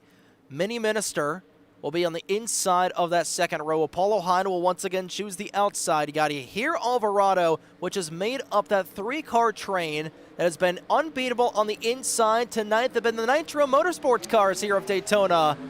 We're going to find out what's going to happen here with 4 laps to go at the World Center of Racing in the 3rd annual Fuel Clash. No more caution flags on the board. It's go time. That was a much better restart for the outside line, and the inside sort of entangled themselves up a little bit. Campos got really out of shape, but they're all still facing the right direction going into turns 1 and 2. Minister looking for that first career fuel win. You got a lot of drivers up in this lead pack looking for their first ever fuel win. And how about Apollo Hyde finally joining the inside lane brigade?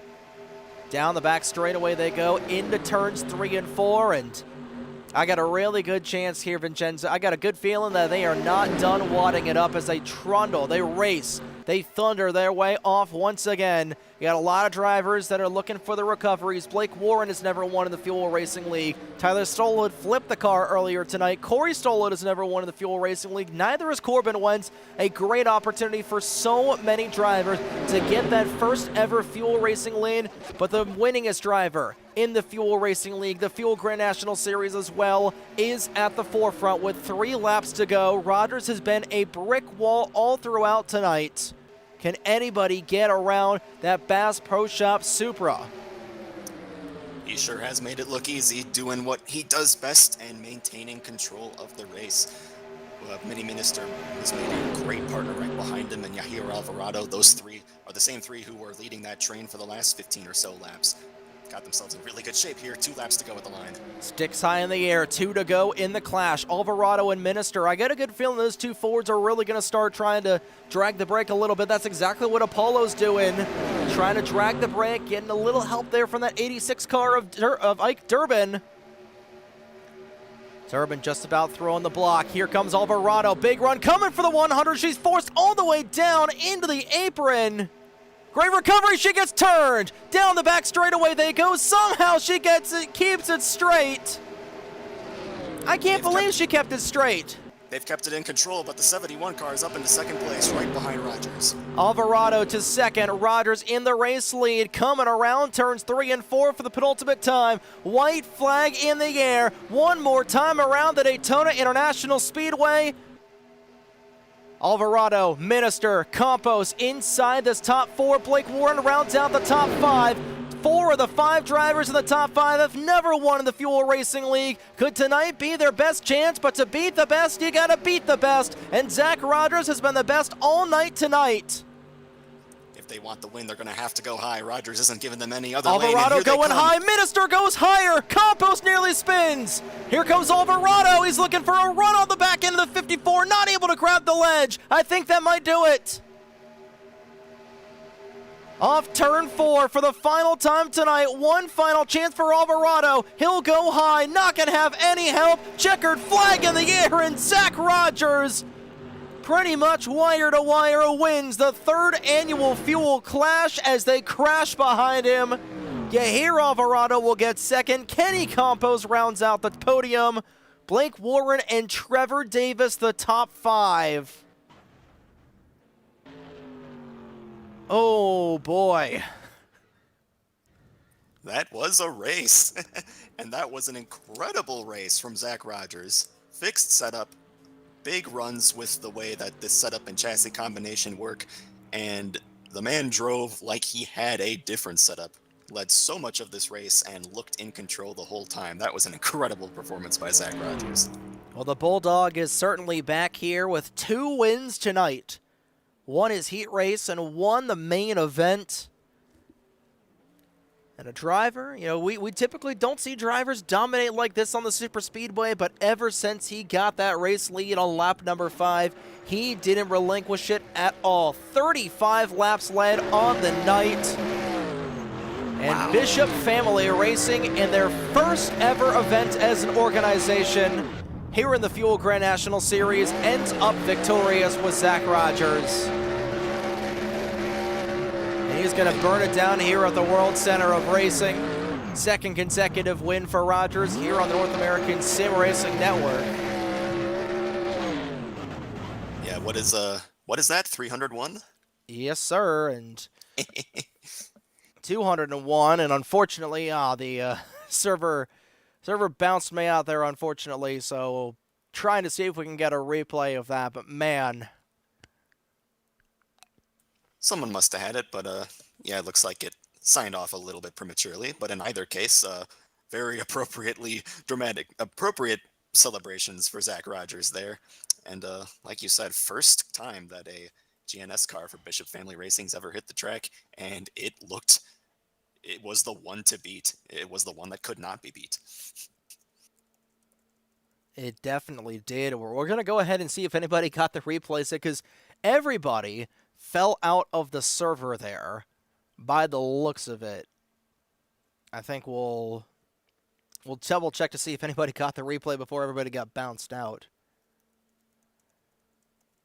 But man, what a race there at the end. And once we do get that replay, we'll show that fervorous final lap. But that final lap, that moment between Minister and Alvarado, it's Kenny Campos. He's going to save the day, and he's going to get the replay saved. So Kenny's going to get us the replay there.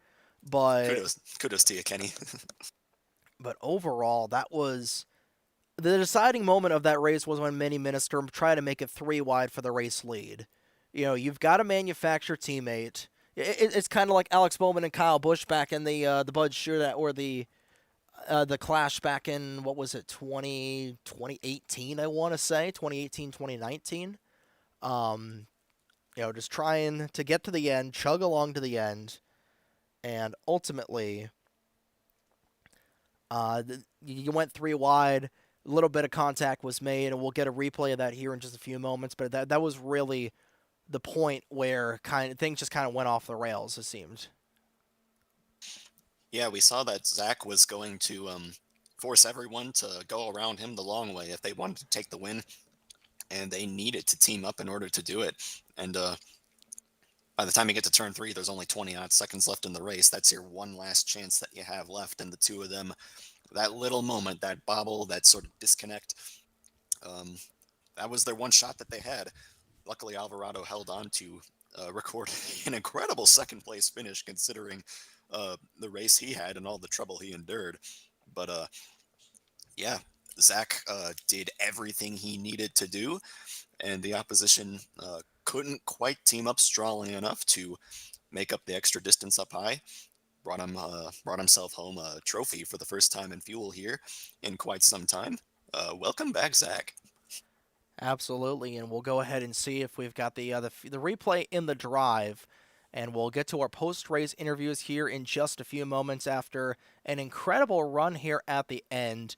And with Zach Rogers, you hear Alvarado and trying to remember who was in Kenny Campos will be your podium talk. How about that for a podium here? If you go back to last season and told me that was going to be the podium for the first race of season 10, I thought you would have thought you were crazy, but we'll go ahead. We'll get everything uploaded here, so don't go anywhere, ladies and gentlemen. We'll be back in just a few moments for the start of the post-race interviews after an enthralling race here for the 3rd annual Fuel Clash at Daytona. We're back here in just a few moments on the NESRN.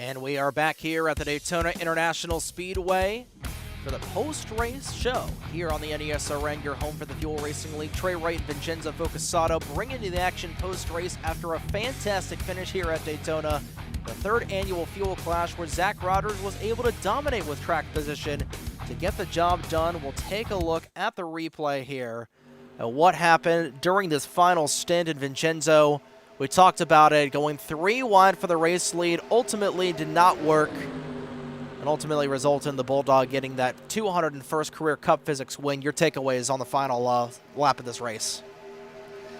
Yeah, like we were saying, Zach was going to make anyone who wanted the lead go the long way around to do it.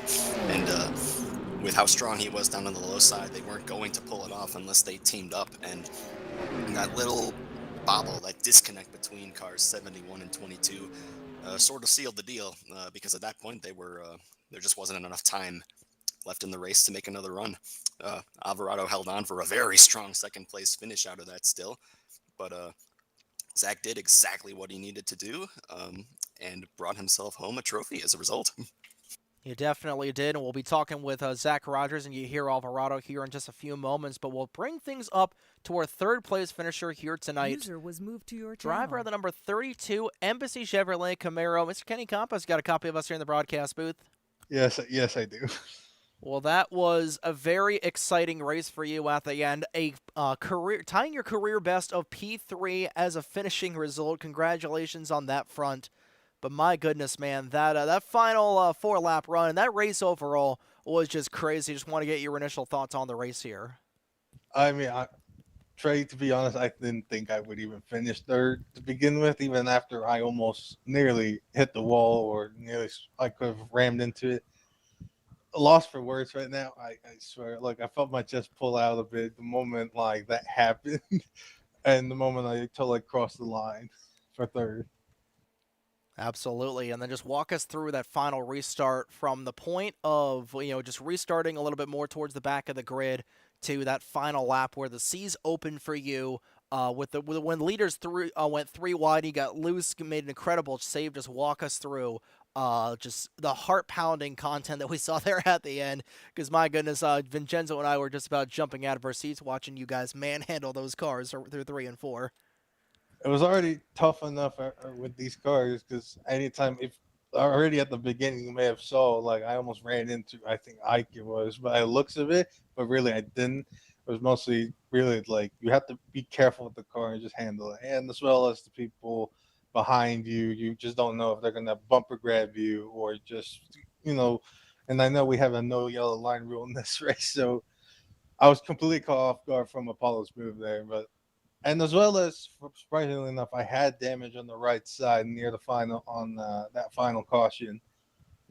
But then again, there was an accident from Corbin. It's all right, but I didn't expect to finish with a damaged car like that because I thought it wouldn't bring me enough speed.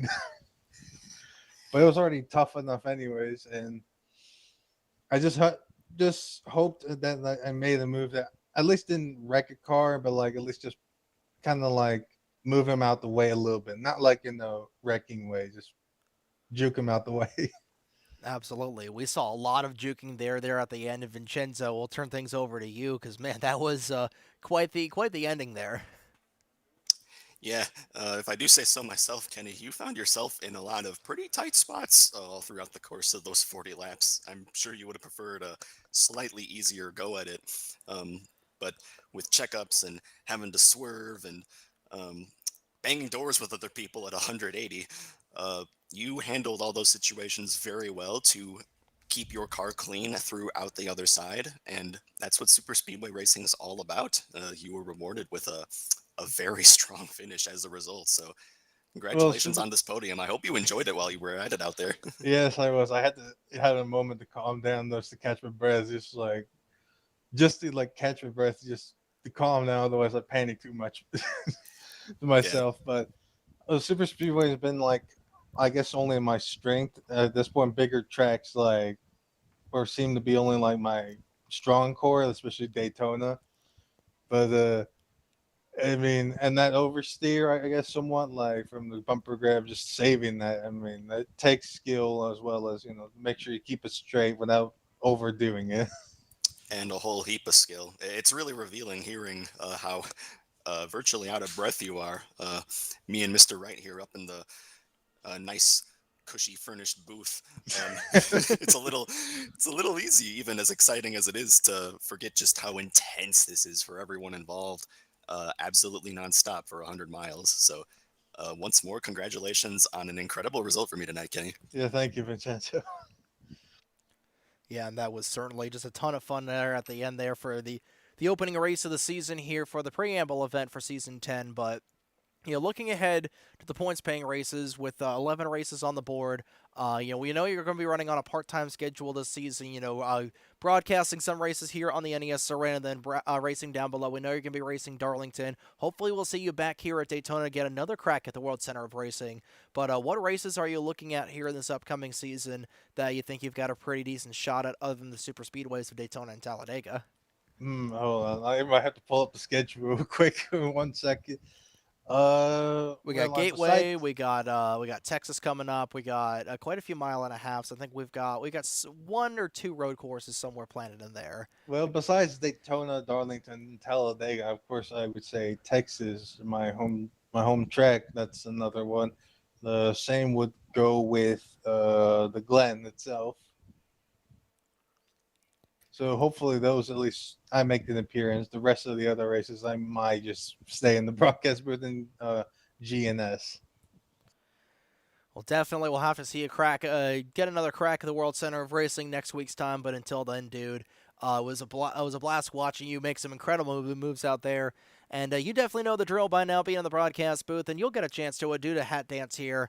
If you want to thank any sponsors here, if there's anybody you want to thank on the NES Arena airwaves for a third place finisher here tonight in the Fuel Clash, Mr. Kenny Campos, the floor is yours. I'd like to thank Blake Warren for making both my Eddie Kaizen's NBC Chevrolets for both GNS and Sportsman. I'd like to thank him for that, as well as Tyler Stallhood for, again, with the league itself, making this possible for me and just making this more enjoyable. Years before, I used to stick with multiple league races, but now I've stuck with just one, which is here and only here. But pretty much, I think that should be it by now. Absolutely, and it's always a blast to have you here in these races, Kenny. And we'll look forward to seeing you next week for your the first points paying race of season 10 in Daytona. It's going to be a blast. But until then, dude, have a good night and good luck at the Sportsman race on Friday as well. Thank you so much. Good night. User was moved out of That was your Kenny channel. Campos, driver of the number 32 Embassy Chevrolet Camaro. Third place finisher here tonight at the World Center of Racing. He'll bring in the biggest underdog of the evening as well. User was moved to Finishing your channel. an incredible second place here tonight, driving the number 71 Spam Ford Fusion. Mr. Yahir Alvarado got a copy of us here in the booth. Yep. Hello. Well, that was certainly a drive for the ages coming into tonight. Only making a handful of starts last year, and definitely coming into tonight with a chip on your shoulder, and that was an incredible drive, an incredible race front to back. Starting off with the qualifying races, and your penchant for really avoiding a lot of the wrecks here tonight. Just how were you able to really avoid a lot of those crashes here? I don't really know. I don't know. I got lucky with the first wreck. I saw a gap in the middle. I somehow didn't get hit by Tyler and the other one I couldn't avoid. It was just both on the outside and.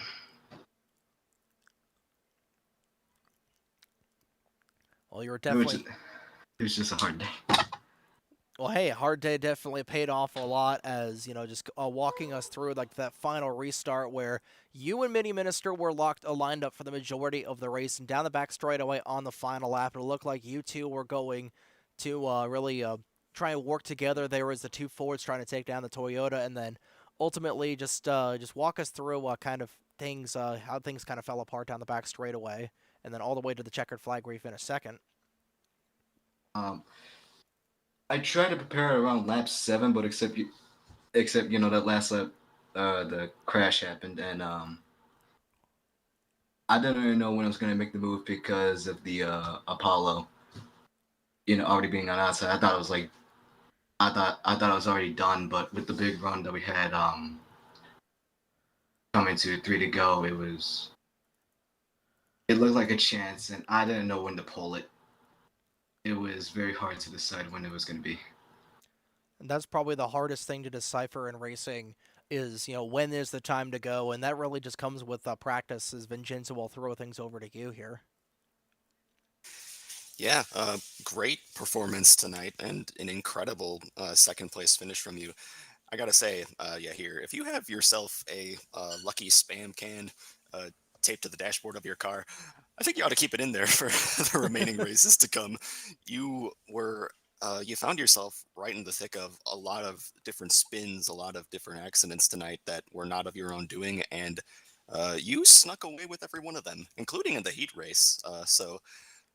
Really glad that luck was on your side because that gave you the chance to show what you had at the end, and you had a really strong performance and a result to show for it. So, great job to you out there, and I hope you had a lot of fun while doing it. Yeah, thank you very much. Yeah, and of course, the final question before we'll get things into we'll get into our next segment here.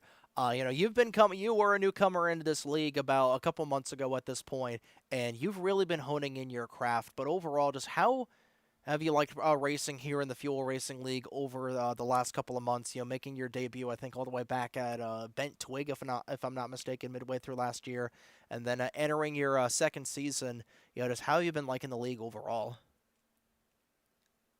Yeah, I mean, it was very hard to get understanding of the rules.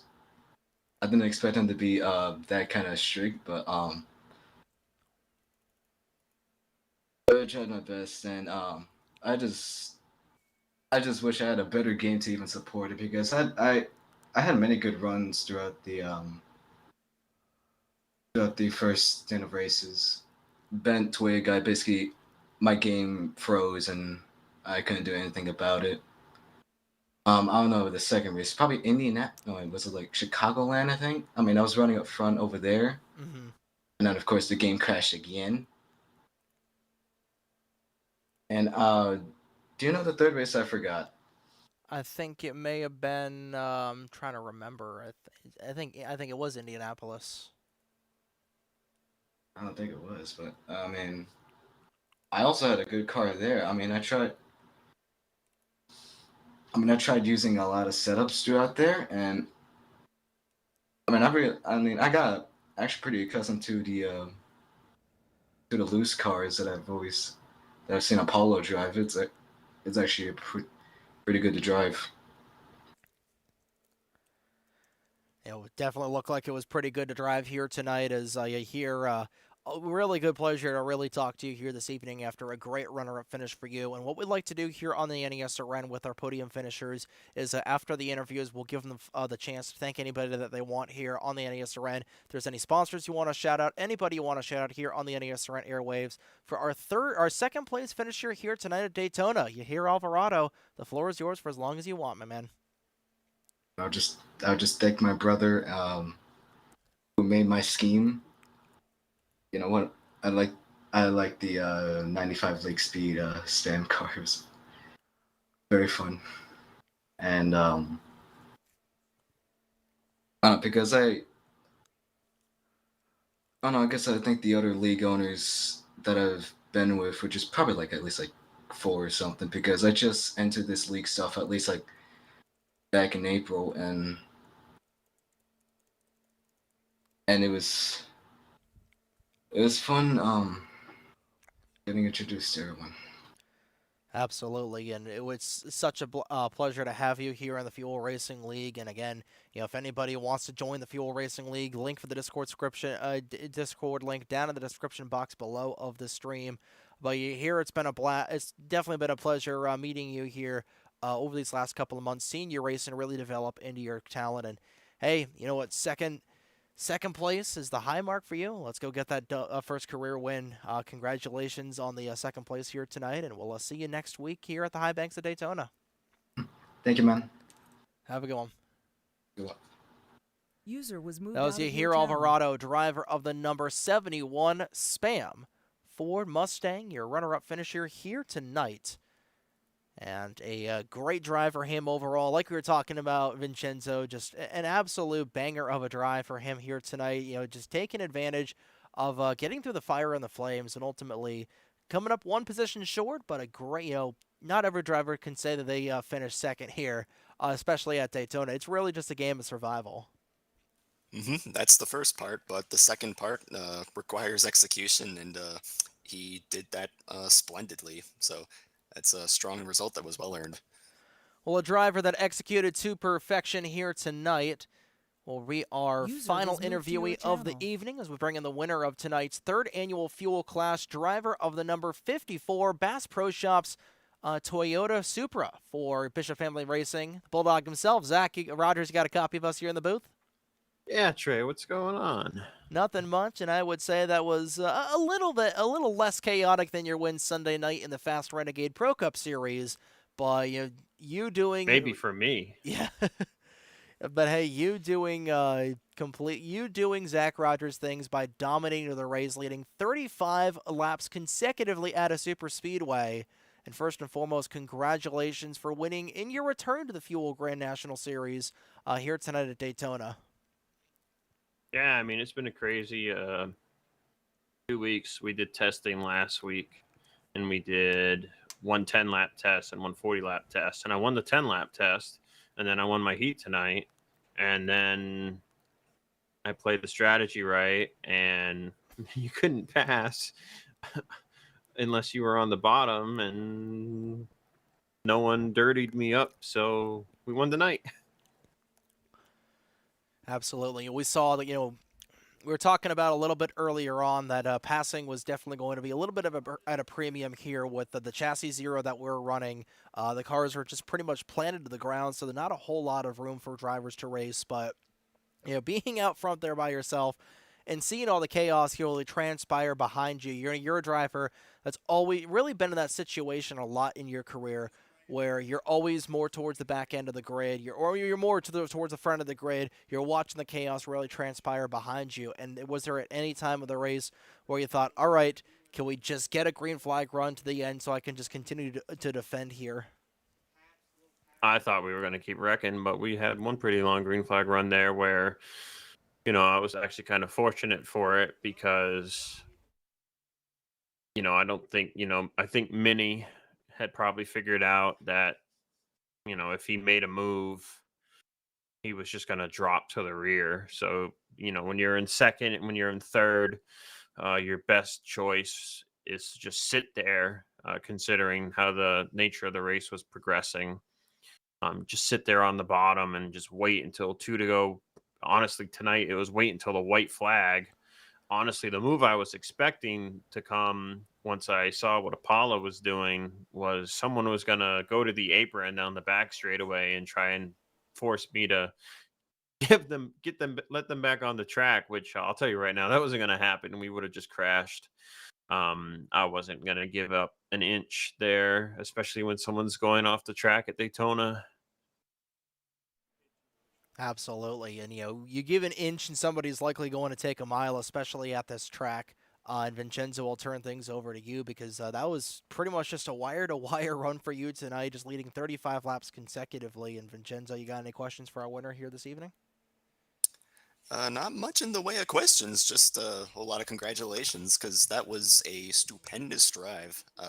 Super speedway, fixed setup, and you had that thing completely under control. Made it look easy out there.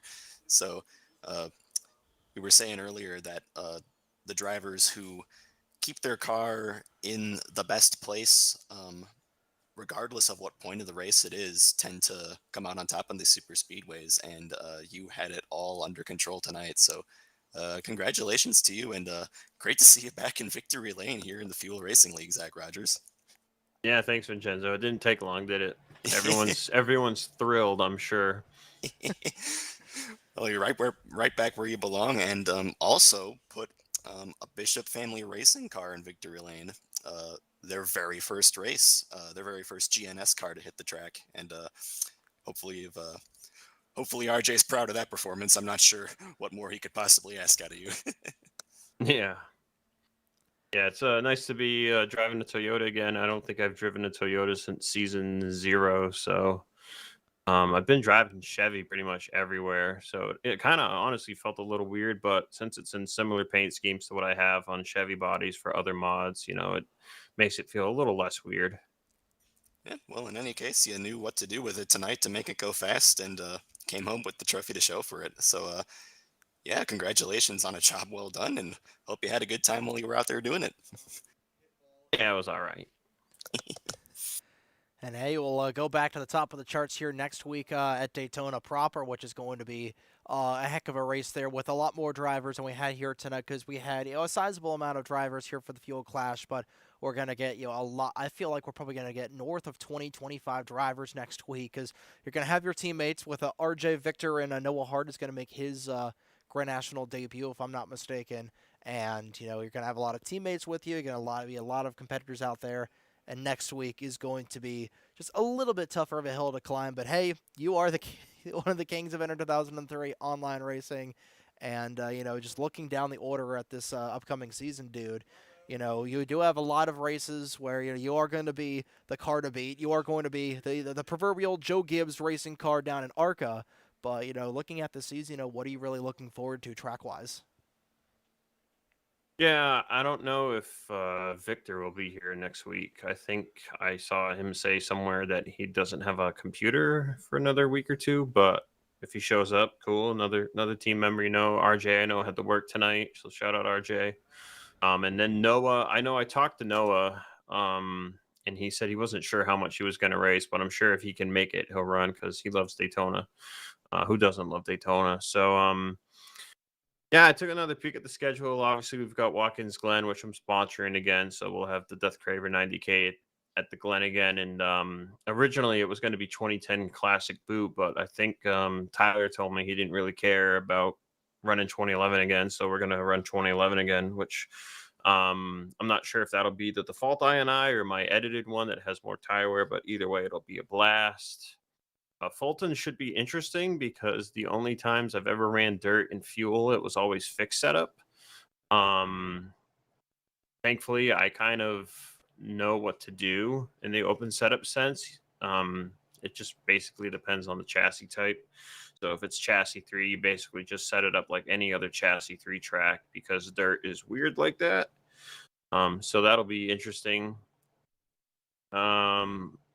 Gateway should be fun. I've never driven that track in open setup, but it's always a blast at fast, especially when you're shifting basically both ends of the track. But obviously, you don't want to break a gear, so I'm not sure how much aggressive I'll be with my shift setup. But if I have a shift setup, I probably will. It's typically the way to go there. And then Homestead at the end of the year, will definitely be a blast. So, um, you know, call it ego, call it overconfidence, call it whatever you want. I mean, just looking at the schedule, I feel like I can win 5 or 6 races if things go my way, and I just keep my nose clean. So we'll see how the season goes. I don't know what Apollo really has going on, but I hope she can run the full season if she's got it in her because we've never really had a true title fight. Even last year for season 7, I think she missed like 2 or 3 races, so it wasn't a true title fight. So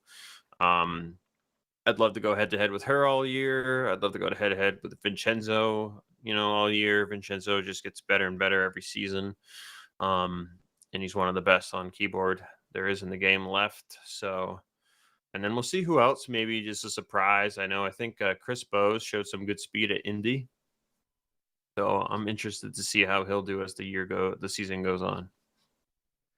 Certainly is going to be a fun year of competition for you guys. And I didn't even realize Fulton was on the schedule. I didn't realize Fulton replaced whatever it's called, Bristol on the schedule until you mentioned that. So that's going to be a fun race on September 16th. But Zach, you definitely know the drill by now. So many times here with your wins on the NESRN. We'll give you the floor to thank any sponsors that you want. If there's anybody you want to shout out here on the NESRN airwaves for a race winner here tonight for the preamble event for season number 10 of the Fuel Grand National Series. Bulldog himself, Mr. Zach Rogers, the floor is yours.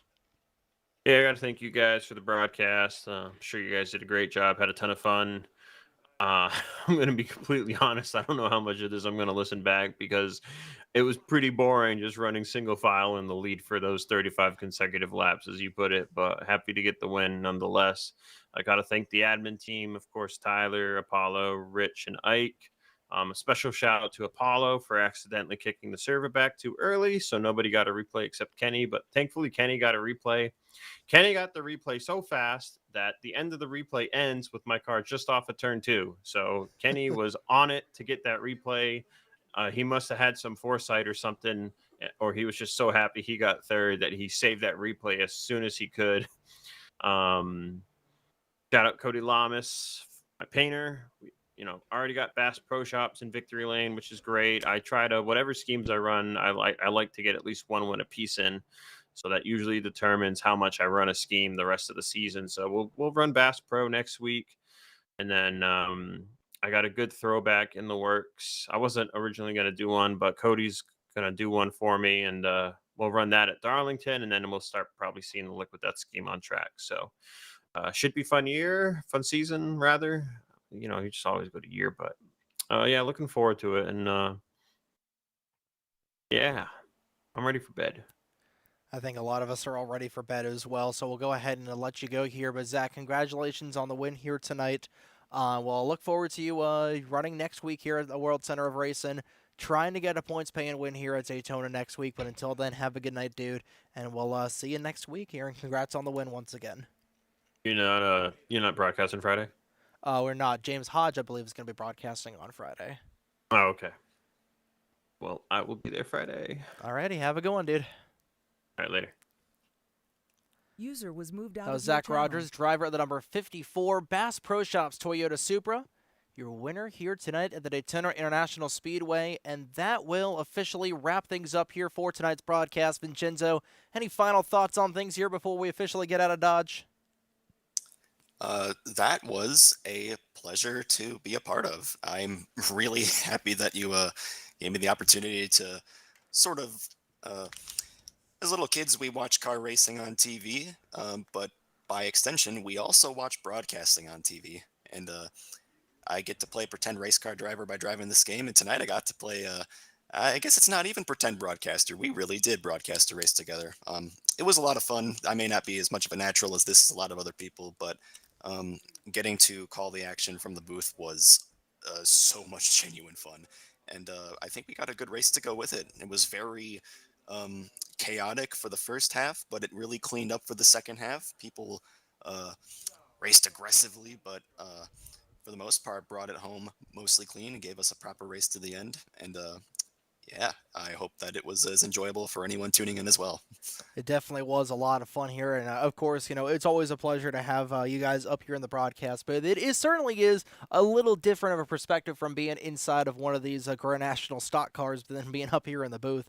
But you did an awesome job here tonight. Congratulations on getting your feet wet. You got a little bit of broadcasting experience you can now put on your resume, and definitely quite the race to do so here tonight. All right, we only had 2 retirees from the race, and we'll go down the order here before we officially get out of here.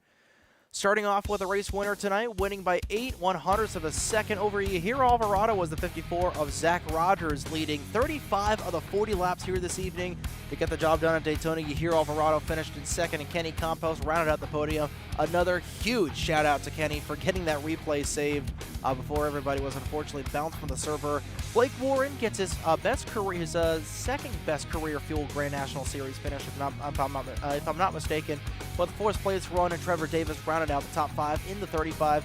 Mini Minister fell down to 6th, while Tyler Stallhood in car number 7 finished in position number 7. 8th was Corey Stallhood, his best career Fuel Grand National Series finish. Same thing for Corbin Wentz, who finished in 9th, and Bobby Simpson rallied to finish in the top 10. 11th was Rich Roy, 12th was Apollo Hyde, 13th was Ike Durbin, 14th was Hunter Nelson, 15th was Trek Togger, first car out of the Crystal Bennett was 2 laps down, finishing in 16th. The only car knocked out of the race was Chris Bose, who rounded out to finish in the 17th position. But that will do it here for tonight's broadcast on the NESRN. Next Wednesday night, top of the charts here in season number 10 for the Fuel Grand National Series, back here at the World Center of Racing at the Daytona International Speedway. That'll get underway at 8:50 p.m. Eastern Daylight Time right here on your home for the Fuel Racing League, the North American Sim Racing Network. But on behalf of everybody at the Fuel Racing League, for Tyler Stolhood, Apollo Hyde, and everybody that puts on these races, for my broadcasting partner tonight, Vincenzo Focusato, my name is Trey Wright, saying so long for now from Daytona Beach, Florida. Like we said, back here in 1 week's time here at the World Center of Racing for race number 1 of season number 10 of the Fuel Grand National Series here on the North American Sim Racing Network. But until then, have a good evening, ladies and gentlemen. We'll see y'all back here in 1 week's time for the start of season 10 of the Fuel Grand National Series.